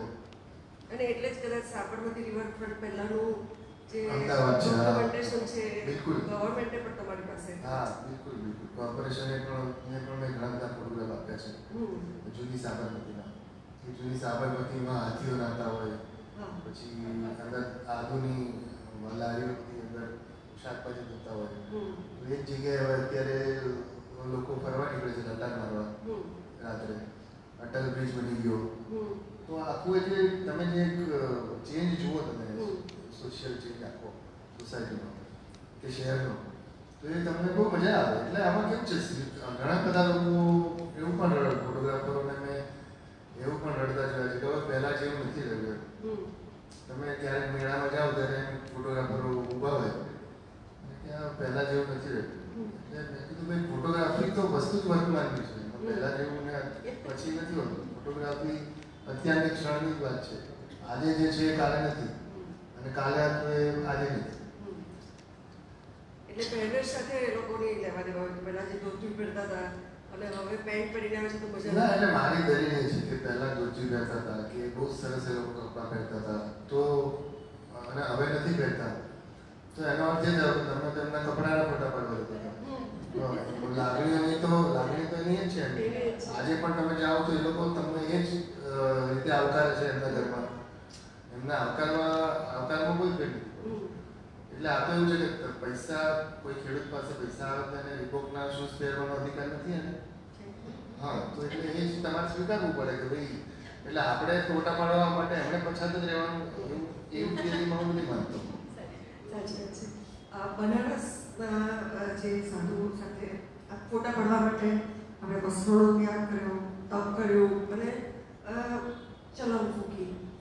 આ બધી વખતે કોઈક વાર એવો વિચાર આવ્યો કે આ બધામાં હું બંધાઈ જઈશ તો શિલ્પા મંડિતાનું શું, ઘરનું શું? હા એટલે હા અઘરો પ્રશ્ન છે પણ એ વખતે જે કહું ને એટલા માટે પૂછું છું કે ઘણાને કદાચ ખબર ન હોય પણ એમના પરદાદા જીવા ભગત એમણે સંન્યાસ લીધેલો ને એમની સમાધિ પણ છે ગામમાં. તો એ જે બીજ પડ્યા હોય સંન્યાસના તો ક્યાંક એવો ડર ન હોય કે ભાઈ આપણે પણ એ રસ્તે ચાલી નીકળશું તો આપણે તો પરિવાર લઈને બેઠા છે તો પાછું વળાઈને એથી વસ્ત્રનો ત્યાગ કર્યો પછી પાછું એ પહેરવાનું મન ન થાય એવું ન બને એમ. ના એવું તો હતું નહીં કારણ કે હું પૂરેપૂરી સભા સાથે ગયો હતો કે ભાઈ મારે ફોટોગ્રાફી જ કરવાની છે. મારે એ લોકોના રિચ્યુઅલ્સમાં કે એ લોકોના જે કંઈ વિધિ વિધાન છે તેમાં મારે ઊંડા નથી ઉતરવું. મારું કામ માત્ર ફોટોગ્રાફી કરવાનું. જજમેન્ટલ થવાની વાત ના બિલકુલ બિલકુલ. તો એ ક્ષણે તમને સંકોચ બિલકુલ નહોતો થયો? ના સંકોચ એ પેશન હોય ને જ્યારે તમારા પર એક ભૂત ગાંઠ પણ સવાર થાય. આર્ટમાં એવું છે કે તમે ડાન્સર હોય કે કોઈ પણ ફોર્મેટ હોય આર્ટનું એક તમારા પર ભૂત સવાર થાય ને પછી એ તમે કરીને છોડો. એકવાર તમે અને આ તો શિલ્પા અને મન્વિતાનો વિચાર આવવો જોઈએ મને અને જો કદાચ આવ્યો હોત એ વખતે તો કદાચ હું ના પણ કર્યો એવું બને, પણ મને થયું કે એનામાં એક પ્રકારનો ભરોસો હોય અમારી બે વચ્ચેની વાતોમાં અન્ડરસ્ટેન્ડિંગ હોય. પ્લસ ઘણીવાર અમારે એવું પણ થયું હતું, મારી દીકરી જ્યારે જન્મી ત્યારે ઇન્ક્યુબેટરમાં હતી અને કચ્છમાં એક મેળો હતો એટલે મેં એને કીધું કે હું તો જાઉં છું, કારણ કે ડૉક્ટરે એવું કીધું છે કે હવે ઇન્ક્યુબેટરમાં છે મારે તો કંઈ કરવાનું નથી, તારે કંઈ કરવાનું નથી. ત્યારે એને બહુ ખરાબ લાગ્યું. એને કીધું કે તારે હજી આજે પણ મને કહે કે હજી હું ભૂલી નથી શકતી કીધું. એટલે મેં કીધું જો હું નહીં જાઉં તો મારે 1 વર્ષ ફરી રાહ જોવી પડશે. પણ હું ગયો હતો. એટલે કેટલાક આવા ડિસિઝન્સ હોય જે આપણે જેને મૂર્ખામી પણ ના મૂર્ખામી પણ ગણી શકાય, જેને એક એવું ડિસિઝન પણ કહેવાય કે ભાઈ આવું મારે નહોતું કરવા જેવું, મારે એની જોડે રહેવા જેવું હતું. પણ હવે થઈ ગયું, જે વસ્તુ જે ઘટના પૂરી થઈ ગઈ, ઘટી ગઈ, એને યાદ રાખીને જીવવાનું હોતું નથી. કોઈ પણ ઘટના હોય તો ચાહે સારી ઘટના હોય કે ખરાબ હોય, તો આવા તો ઘણા પ્રસંગો આવે જ્યારે ઘણા બધાએ મને પૂછ્યું કે ભાઈ એમનો તમને વિચાર એટલે મારે હું વાત કાલે કરતો હતો માધુબેનના ત્યાં, ત્યારે મેં જ વાત કરી. મને ફોટોગ્રાફરો પૂછે કોઈ સેમિનાર હોય ને, ફોટોગ્રાફીમાં સૌથી તમને આમ શું જાણવાનું, તમને શું યાદ રાખવાનું, લાઇટિંગ, કમ્પોઝિશન. મેં કહું ના, સારી પત્ની મળે. કારણ કે મેં ઘણા ફોટોગ્રાફર એવા જોયા છે જે લોકોમાં એટલું બધું ટેલેન્ટ હોય મારી નજર સામે અમદાવાદમાં, પણ એ પત્ની એવી મળી હોય કે એને ખસવા જ ના દે. એનો એ બિચારા લગ્નને ફોટોગ્રાફી આજ કરે. ના, 10 દિવસ તો બિલકુલ સંપર્ક થયો જ નહીં હશે. હા, જ્યારે તમે એમની ના, 1 મિનિટ મારી વાતો થયા કરતી હતી કોકના ફોનમાંથી ક્યારેક. અને એ જે મારે એ જાણવું છે કે જે અઘોરી સાથેનો અનુભવ, તો ક્યાં તમને એવું થયું કે આવા અનુભવ વિશે વધારે જાણવું જોઈએ?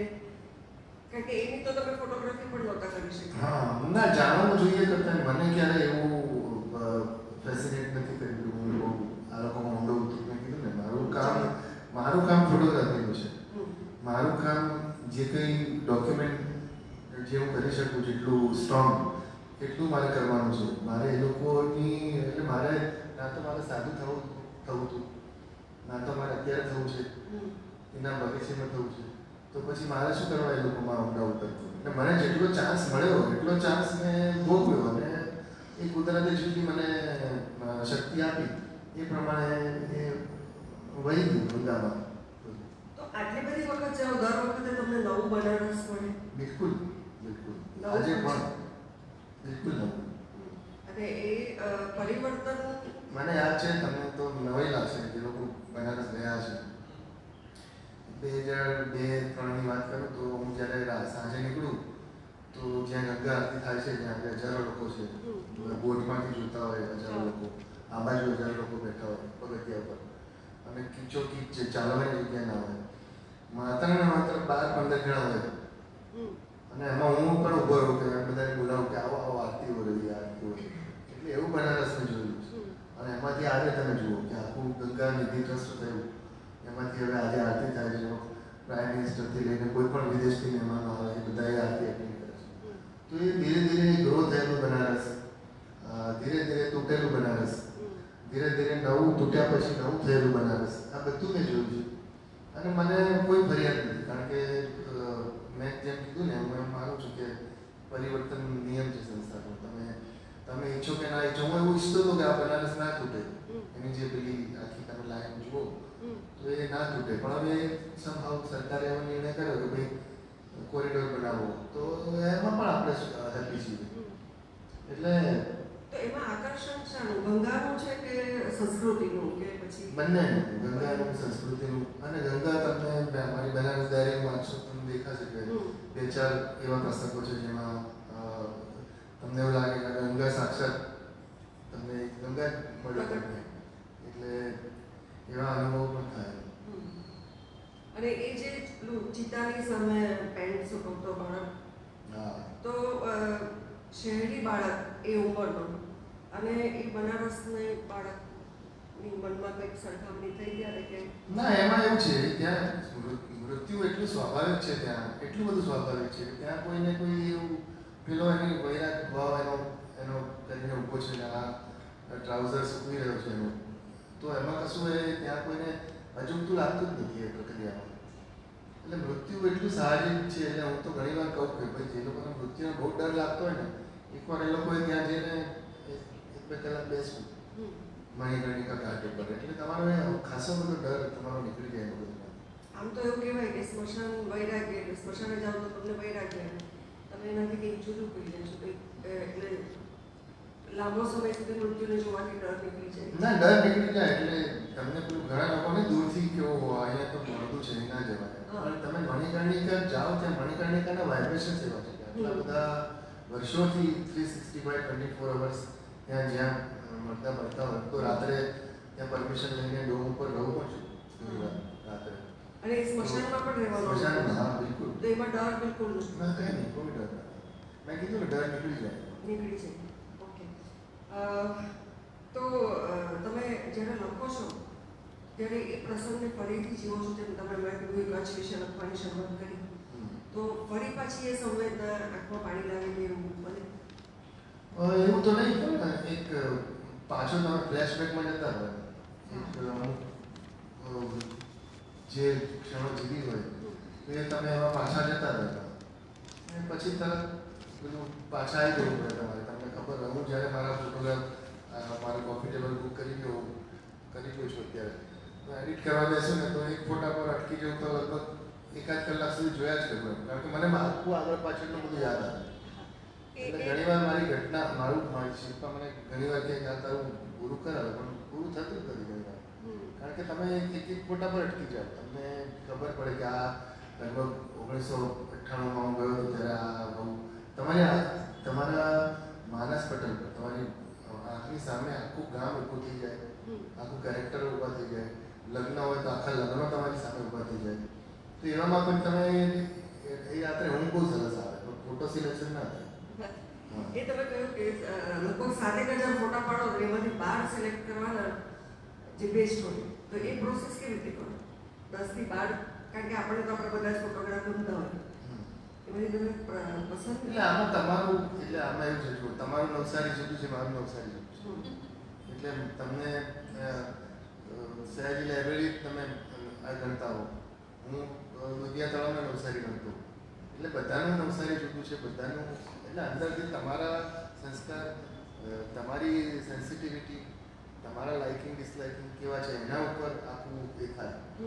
એટલે હું કોઈ પણ બનારસમાં મને કોઈ એમ કે 12 ફોટા તમે કાઢી આપો, તો મારી પસંદગીના 12 કાઢું તો તમને ના પણ ગમે, કારણ કે તમે એમ કહો કે આને થોડું બનારસ કહેવાય, પણ મારા માટે એ જ બનારસ છે.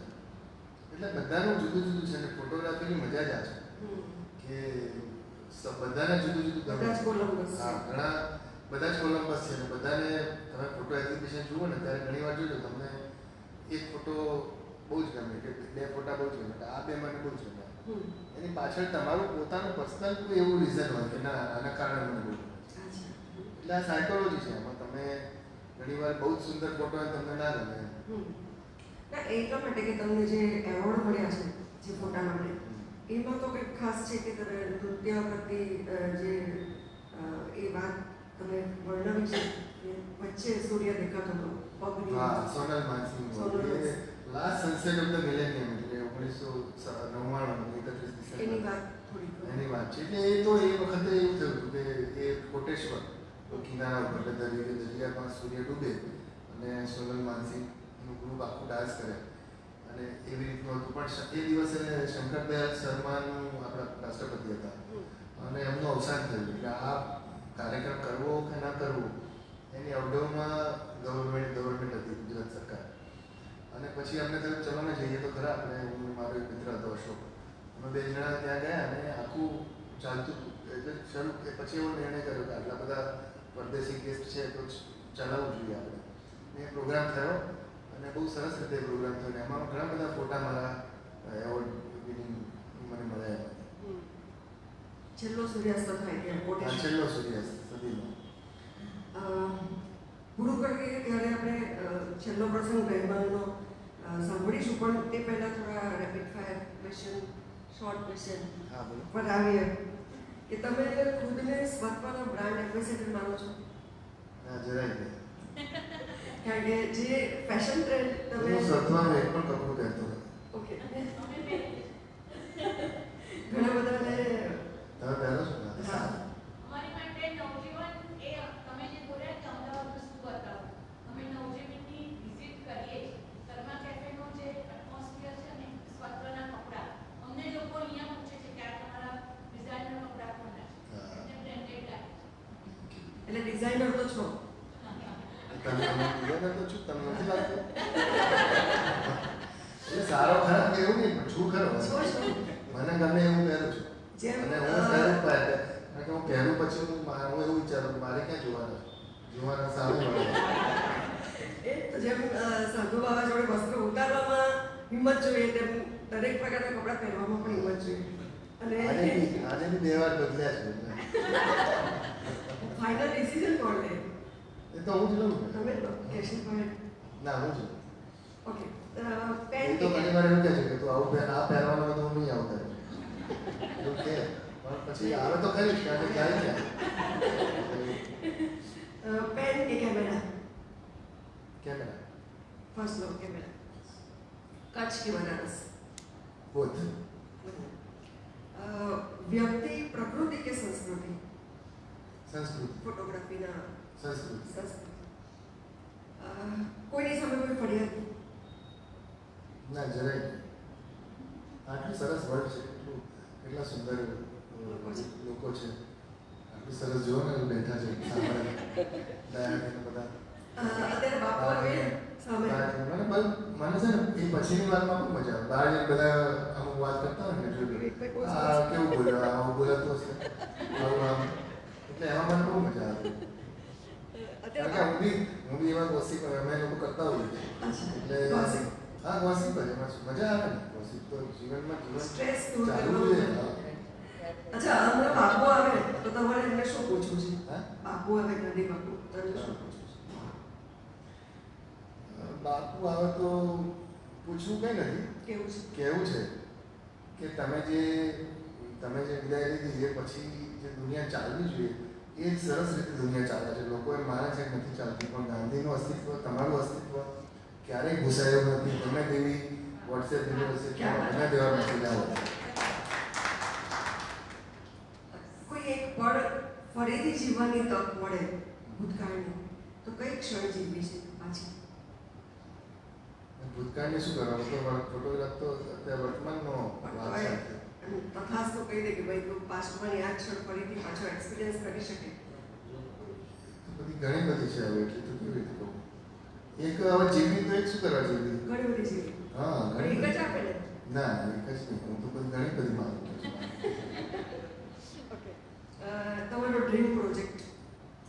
ડ્રીમ પ્રોજેક્ટ એવો કોઈ ખાસ છે નહીં, પણ જેટલા પ્રોજેક્ટ મેં કર્યા છે મારા જીવનકાળ દરમિયાન, એટલે બનારસ છે, કચ્છ છે, પછી અમદાવાદ છે, હમ્પી છે. હા હમ્પી એની વાત મારે પૂછવાની રહી કે પથ્થરોમાં કઈ નહીં, એટલે બધું પૂછી એ સંવાદ કેવી રીતે સંભળાય તમને? પથ્થરોનો સંવાદ કેવી રીતે સંભળાય? પથ્થરોનો સમાજ એટલે એમાં એવું છે, મેં કીધું ને અગેન બોન્ડિંગની વાત છે. એટલે તમે એમને પણ સાંભળવાના. હા સાંભળો. મારા રઘુરાય બહુ જાણીતા ફોટોગ્રાફર છે. એમણે હંમેશા કહ્યું કે તમે જ્યાં પણ હો, જે પણ જગ્યાએ હો, જે પણ સબ્જેક્ટ હોય સામે, તમે you should be mentally, physically and spiritually છે. ત્યારે મને આ વાત બહુ બકવાસ લાગી કે આ માણસ બહુ બકવાસ કરે છે. મેન્ટલી તો તમે હો, અને ફિઝિકલી તો તમે હો જ હો. મેન્ટલી કદાચ હો ના હો, મેન્ટલી પણ હો, પણ સ્પિરિચ્યુઅલી ધેર હોવું એટલે શું હોય એ મને બહુ મોડું ખબર પડી. મોડું એટલે જ્યારે ફોટોગ્રાફીમાં 100% ઇન્વોલ્વ થયો ત્યારે મને ખબર પડી ઓ ધીસ ઇઝ સ્પિરિચ્યુઅલી ઇન્વોલ્વમેન્ટ. તમારું ત્યાં એ જગ્યાએ હોવું અને એ શું માયને રાખે છે, ચાહે સજીવ વસ્તુ હોય કે નિર્જીવ વસ્તુ હોય, ડઝન્ટ મેટર. એટલે તો એ ફ્યુચરમાં હમ્પી આગળ વધારવું છે. હા હમ્પી છે જ, પણ ઘણું બધું કરેલું છે. એટલે એમાં થોડુંક બાકી છે. આ બધું જૂન જુલાઈમાં કદાચ જોઈશ પાછું. સુરતનું જમણ, કાશીનું મરણ, અમદાવાદનું નવજીવન.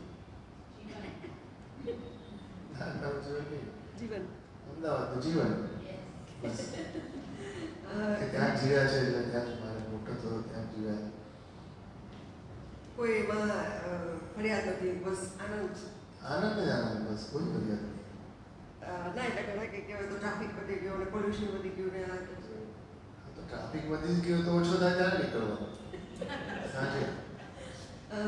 યુવાનો માટે એક બે શબ્દો. ના હું નહીં કહું, કારણ કે સાંભળતા નથી અને સાંભળે તો પછી અનુસરતા નથી. એટલે એના કરતાં એ લોકો જે કરે છે એમની રીતે સાચા છે. અત્યારની જે ઇન્સ્ટાગ્રામની કે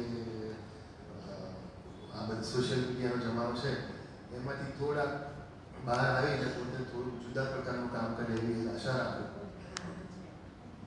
તો 5 મિનિટ આપનામાંથી કોઈને એક પ્રશ્ન હોય તો એટલે પ્રશ્ન પૂછવા હોય તો હા બોલે તો પૂછો. પ્રશ્ન તો એક આપી એમને ટાઈમના કોઈ પાબંદી નથી. લિસ્ટ છે તમારી. ઓકે પૂછો.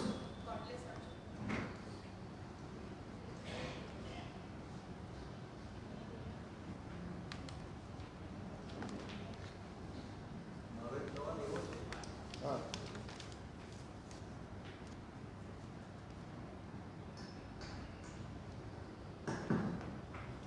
નવજીવન વિદ્યાપીઠ અને સાબરમતી ગાંધીજીએ સ્થાપેલી ગાંધી વિચારની સંસ્થાઓ એ બગીની સંસ્થાઓ છે ને નેબર છે. નવજીવનનો અમને બહુ આનંદ છે. હું તો રેગ્યુલર આવીએ છીએ અને દેખાય છે ભવિષ્ય. પણ વિદ્યાપીઠ અને આશ્રમ એ માટે થોડા કંઈક બોલો એવું ના નવા કલેવો મેં ના, વિદ્યાપીઠ અને આશ્રમ બેમાં હું ક્યાંય છું નહીં કસાય. પ્લસ એ લોકો જે કામ કરી રહ્યા છે અત્યારે એ કામની કોઈ જ માહિતી મારી પાસે નથી.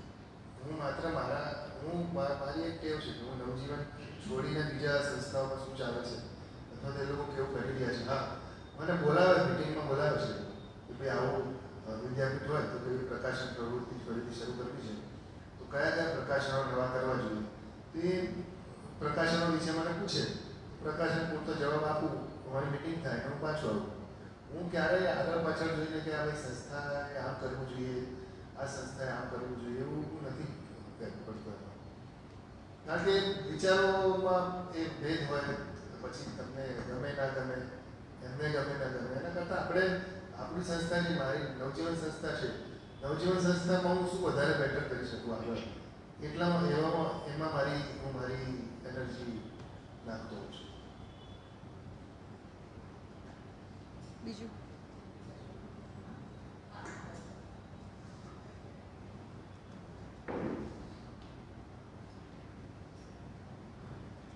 સર, આપનું વક્તવ્ય ખૂબ સરળ, સહજ, પ્રામાણિક, નિખાલસ અને સંવેદનશીલ રહ્યું. ખૂબ જ સરસ. હવે તમે જે વાત કરી ને કચ્છની, તો હું લલિત સાહિત્ય અકાદમી દ્વારા જ્યારે પણ નેશનલ ફોટોગ્રાફીનું આયોજન થાય છે તો હું ફેબ્રુઆરીમાં આ વખતે ઘરે હતી. 2 મહિના થયા, દ્વારકાનું હતું. તો ત્યાં અમે 17 જણા હતા પાર્ટિસિપેટ. તો તમારી ચર્ચા બહુ થઈ. તમે લગભગ 2024માં કચ્છમાં હતા ને મેન્ટર કર્યું. હા, તો ત્યાં જે જઈ આવ્યા હતા એ ઘરે બીજી વાર આવ્યા હતા અને એને તમારી ચર્ચા બહુ કરી. ત્યારથી મને તમને મળવાની ઈચ્છા હતી. એ ઈચ્છા 2 મહિનામાં જ પૂરી થઈ ગઈ. જઈને આવ્યા ત્યારે મારા મનમાં કે હું સરને મળીશ અને હું ખૂબ જ ખુશ છું સર આજે તમને લાઈવ સાંભળીને. અને તમે જે પથ્થરની વાત કરી ને, તો આ વખતે અમારા મેન્ટર અમૂલ પરમાર સર હતા. તો એમણે કીધું કે જો તમારામાં કંઈક આર્ટ હોય, તમારામાં જો સંવેદના હોય તો તમે પથ્થરને પણ બોલતા કરી શકો. આજે એણે દેશ વિદેશના પથ્થરોના ફોટોગ્રાફ્સ લીધા કે 2.5 લાખમાં વેચાયા હતા એમ કીધું અમને. એટલે તમારામાં હું આવવું જોઈએ એમ, તો તમે આર્ટ ફોટોગ્રાફી કરી શકો. અને એની વાત મને મગજમાં ને હૃદયમાં એટલી ઉતરી કે તમે આંખે જ કેમેરા બનાવી દો તો તમારી ક્લિક સુપર આવશે જ. એટલે ઘણું બધું મને શીખવા મળ્યું. અને તમારા વિશે પણ ખૂબ ત્યાં સાંભળ્યું ત્યારે તમારી ઈચ્છા હતી કે હું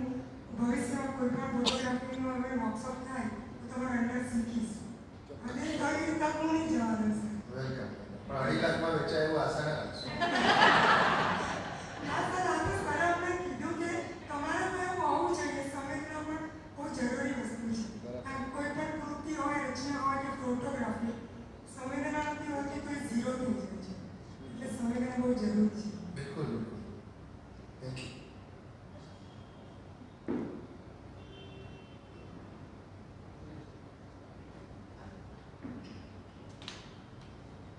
નમસ્તે સર, નમસ્તે.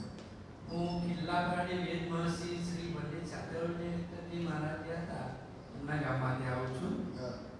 હવે થોડી ઓફ ધ રેકોર્ડ વાત કરીશ કે કલાકારો અને મહેમાન માટે ઓડિયન્સ મહત્વનો હોય છે અને સંચાલકો માટે ફીડબેક મહત્વનો હોય છે. હવે બંને સાથે વાત કરી છે કે સંચાલકોને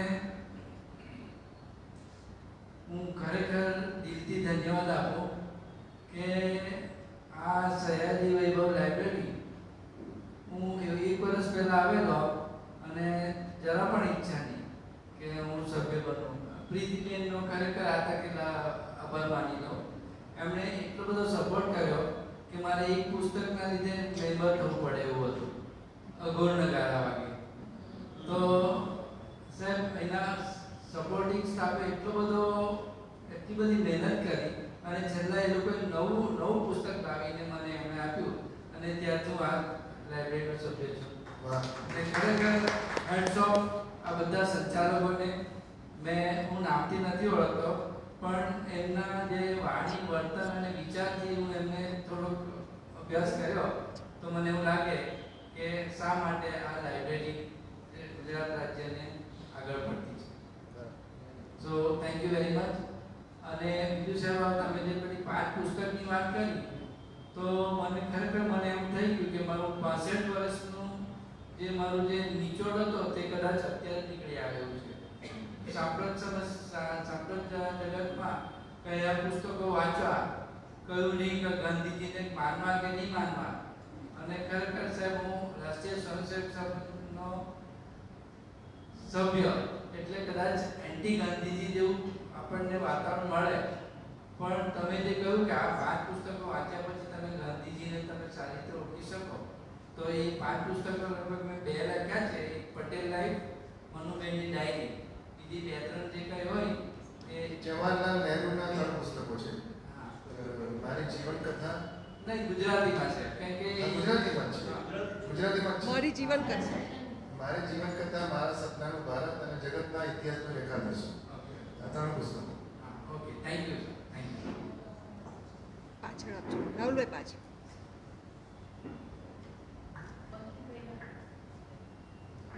આ ભાઈ આવેલા છે. નમસ્તે સૌને. તો પ્રથમવાર જ આવા સુંદર કાર્યક્રમમાં ભાગ લેવાની તક મળી એટલે બધાનો ખૂબ ખૂબ આભાર. અહીંના સંચાલકોની એક આધ્યાત્મિક દ્રષ્ટિ હું તો આમાં જોઈ રહ્યો છું. ગુણ ગ્રહણની જે દ્રષ્ટિ છે બધા સંચાલકોમાં, એ સારા માણસોને અહીંયા ઉપસ્થિત કરવા અને એમનામાં રહેલા ગુણોનું સંવર્ધન આપણામાં કેવી રીતે થાય, એટલે હું આખા કાર્યક્રમને આધ્યાત્મિક દૃષ્ટિએ મૂલવી રહ્યો છું. એટલે ખૂબ સુંદર કાર્ય અને ખરેખર ગુણાત્મક પરિવર્તન સમાજમાં ત્યારે જ આવે કે જ્યારે મળવા જેવા માણસોને આપણે મળતા રહીએ. આભાર, ધન્યવાદ.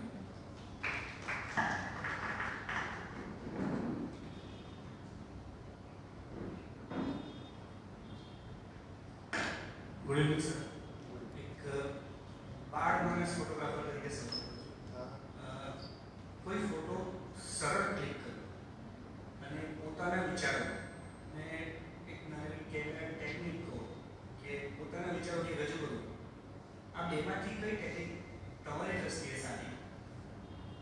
ફરીથી રિપીટ કરો.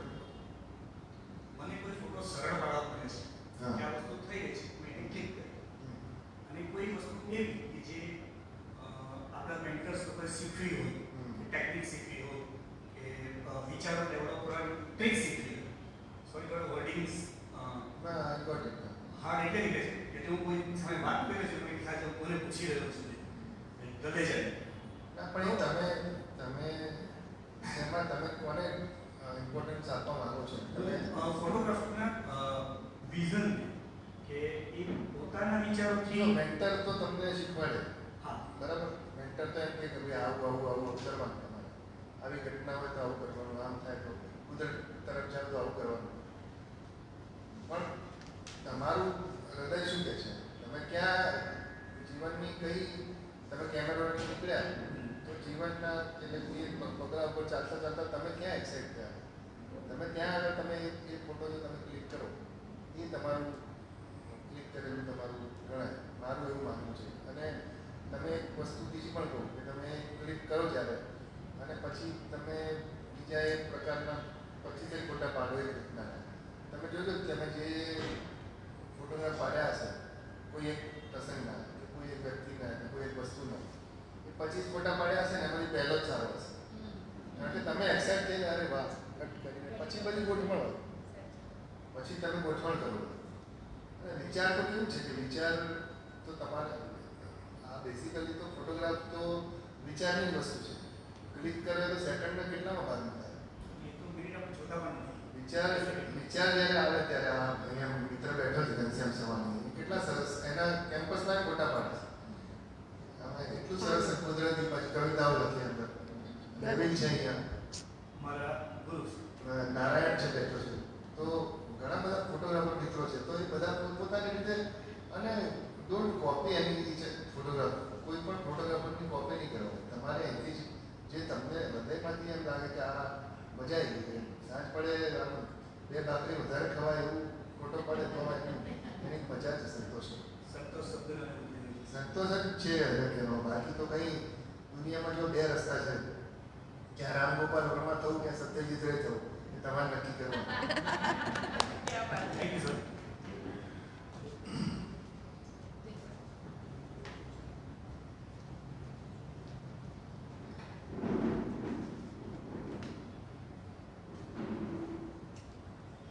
ઘણી બધી વાર વિવેક ગંભીર હોય છે. આજે આપણે સાચો વિવેક જોયો હું ક્યારેક કરી લઉં છું પણ દેખાતો નથી. અને ગાંધીના સાચા અનુયાયી પણ આપ છો. એટલે નવજીવન તમને મળ્યું તે ખરેખર મળવામાં મળવું જોઈએ તેને જ મળ્યું છે. એટલા માટે કે ગાંધી એટલે ગાંધી કેમ હતા? તો વિચાર, વાણી અને વર્તનમાં સાયુજ્ય, એટલા માટે ગાંધીજી હતા. અને આ વિવેકમાં પણ એ છે વિચાર, વાણી અને વર્તનમાં સાયુજ્ય. તમને ફોટોગ્રાફર તરીકે બહુ જોવા મળતા નથી. હું તો સામયિકનો માણસ છું. પહેલાં તો ટેસ્ટેડ વીકલી ને બધું આવતું હતું ને રઘુરાય અને આપણા વલસાડના ફોટોગ્રાફરોને બધાના ખૂબ ફોટા જોવા મળતા હતા. તમારા ફોટા એટલા જોવા મળતા નથી કારણ કે હવે કદાચ એક પ્રકારના સામયિકો નથી અથવા તો તમે મોકલતા નથી. સામયિકો નથી હવે એવા. અને હવે 2-3 વસ્તુઓ છે કે તમે મોકલો પછી એ ફોટો તમારો એ ફોટાનું શું થશે એની કોઈ ગેરંટી નથી. પહેલાં તો હતું કે તમે મોકલો પછી છપાય અને પછી તમારી પાસે પાછો આવે અથવા તો એ ડિસ્ટ્રોય થઈ જાય. અત્યારે ડિજિટલ મીડિયા આવવાના કારણે એવું થયું કે હું તમને એક ફોટો આપું, હવે એ ફોટો તમે બીજા 100 જણને નહીં આપો એની કોઈ ખાતરી નથી. એટલે સારા ફોટોગ્રાફ તમને અમુક જગ્યાએ જોવા મળશે, અમુક ગેલેરીઓમાં કે અમુક પ્રકારના એરલાઇન મેગેઝિન્સ હોય છે જેમાં ટ્રાવેલ ફોટોગ્રાફી હોય એવામાં જ તમને જોવા મળશે. આપણે જોવાની ઇન્ડિયા ટુડે કે ફ્રન્ટલાઇન કે ઇન્ડિયા ટુડે ફ્રન્ટલાઇન એ લોકોએ તો બધું બંધ કરી દીધું ને. હા, બંધ કરી દીધું. એટલે આમાં કોઈ મેગેઝિન નીકળી શકે ખરું ફોટોગ્રાફી? કાઢવાનો પ્રયત્ન કર્યો, રઘુરાય પણ એમનું એક મેગેઝિન કાઢવાનો પ્રયત્ન કર્યો પણ 6 મહિના ચાલ્યું પછી ચાલ્યું નહીં. બેટર ફોટોગ્રાફી ને બધા આપણે ત્યાં છે 2-3 મેગેઝિનો પણ એ પણ બધા હવે મરવાના વાંકે ચાલે. એટલે જેમ પેલું એન્ટરટેનમેન્ટ સર્કસ તમે જે કીધું હતું તો મેજિક શો કે એ ડાઇંગ આર્ટ છે. તો ફોટોગ્રાફી એવું ના થઈ જાય. જોકે એ તો વેડિંગથી ચાલુ રહેશે, વેડિંગ ફોટોગ્રાફી, પણ એ ફોટોગ્રાફી એઝ એન આર્ટ આપણે છે ને તાળીઓથી આપણા ઘનશ્યામભાઈ, પ્રોફેસર ઘનશ્યામભાઈને વધારી દઈએ. ખૂબ તાળીઓની જરૂર છે.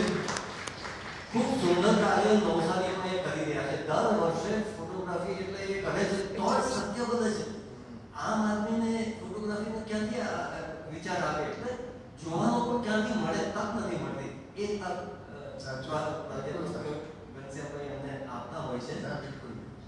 એટલે સાચા વિવેકને આપણે ફરી એકવાર તાળીઓથી વધાવી લઈએ. તમારે અંગે વાંચવાનું મળે છે, તમારા ફોટા પણ અમને જોવાના મળતા રહે એવું ઈચ્છીને ખૂબ ખૂબ શુભેચ્છા. Thank you. પ્રશ્ન પર્યાવરણ માટે તમે કંઈ વિચારો ખરા કે? પર્યાવરણ માટે એન્વાયરમેન્ટ ફોટોગ્રાફી ના, એન્વાયરમેન્ટ માટે મારે એટલે હું પ્રકૃતિ સાથે મારું રહેણું માણસો સાથે છે. પ્રકૃતિવાળા આ બધા ઘનશ્યામને આ નેબિલને બધા છે એ લોકો બધા વિચારે એટલે એને અમે સપોર્ટ આપે, અમે હાથ અડાડીએ એટલે આગળ ચાલે. પણ એફર્ટ નથી થતો એ હકીકત છે. એટલે હું હા પાડું કે હું એમાં માનું છું કે એવું થવું જોઈએ, પ્લાસ્ટિકનો ઉપયોગ ન થવો જોઈએ. પણ હું બહાર જાઉં ત્યારે બિસ્લેરીની બોટલમાં પ્લાસ્ટિકની બોટલમાં જ પાણી પીવું.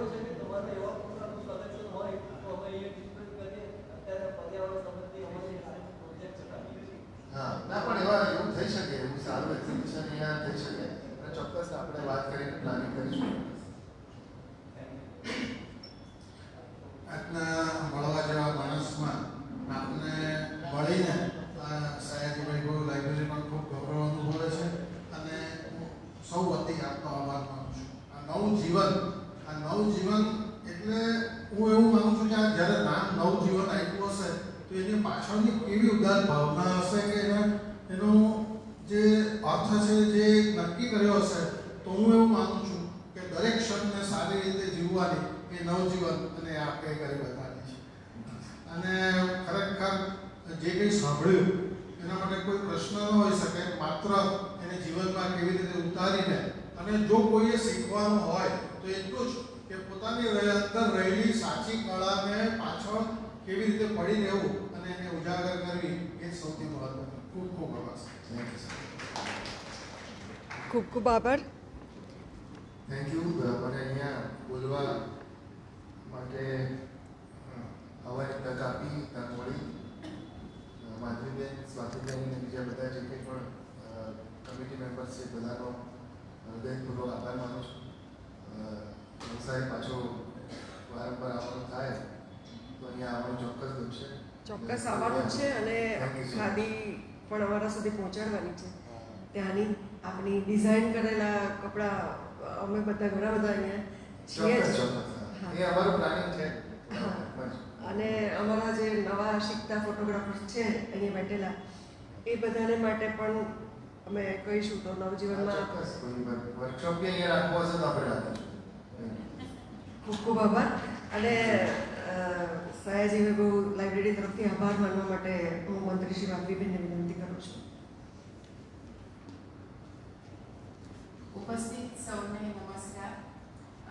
આજે ઘણા બધા નવા ચહેરા એટલા માટે દેખાય છે કેમ કે આજના મળવા જેવા માણસના ફીલ્ડના લોકો અમને અહીંયા મળી રહ્યા છે. તો ખાસ એ જણાવવું છે કે મળવા જેવા માણસ જેવી અનેક શ્રેણીઓ છે જે નિરંતર ચાલે છે. અહીંયા મૂક્યું છે સ્ટેન્ડી પર ઇન્ફોર્મેશન અને કાયમ આવતા રહો. ખૂબ કંઈ જાણવાનું મળશે અને સાથે સાથે જીવનમાં ઉતારવા માટેની વાતો પણ અહીંયાથી મળી રહી છે. એટલે જીવન ખૂબ દુઃખી વેદનામય છે એવું જો કોઈ કહેતું હોય સ્ટ્રેસફુલ તો સયાજી લાઇબ્રેરીમાં જો દર શનિવારે આવો ને તો આવા વિચારો જ નહીં આવશે. એટલું સારું વાતાવરણ અહીંયાથી મળી રહે છે, પોઝિટિવિટી મળે છે અને આવા કાર્યક્રમો માટે શ્રોતાઓ આવે છે પણ આપણામાંથી વક્તા તરીકે પણ આપ આવી શકશો એ પણ ખાસ સૌને આમંત્રણ છે. આજે ઝઘડિયાથી ખાસ મેનેજિંગ ટ્રસ્ટી અહીંયા આવ્યા છે, મુંબઈથી પણ આવ્યા છે કે સયાજી લાઇબ્રેરીમાં આટલા સરસ પ્રોગ્રામ થાય છે તો લોકો ક્યાંથી આપણા સુધી પહોંચી શકે છે એનું આ ઉદાહરણ છે. તો નવસારીમાં ઘરે બેસીને ફેસબુક લાઈવ જોવું એના કરતાં અહીંયા એકચ્યુઅલ પ્રોગ્રામમાં આવીને એનો આનંદ લેવો એ બેમાં ખૂબ ફરક છે કેમ કે આ તો અનુભૂતિનો વિષય છે. એટલે આપ ચોક્કસ આવજો. બે ખાસ જાહેરાતો કે વેકેશન વાંચનોત્સવ શરૂ થાય છે 23મી એપ્રિલ વિશ્વ પુસ્તક દિવસે. 2007થી આપણે આ પ્રોજેક્ટ ચલાવીએ છીએ અને લગભગ 45 દિવસના વેકેશનમાં 45 જેટલા વર્કશોપ્સ અને સેમિનારનું આયોજન થયું છે. આપણા ઘરમાં જો બાળકો હોય અને 6 વર્ષની ઉપર 17 વર્ષ સુધીના તો દરેકના માટે સર્વાંગી વિકાસ થાય એવું આયોજન કરવામાં આવ્યું છે. તો ચોક્કસ એમને પણ આપ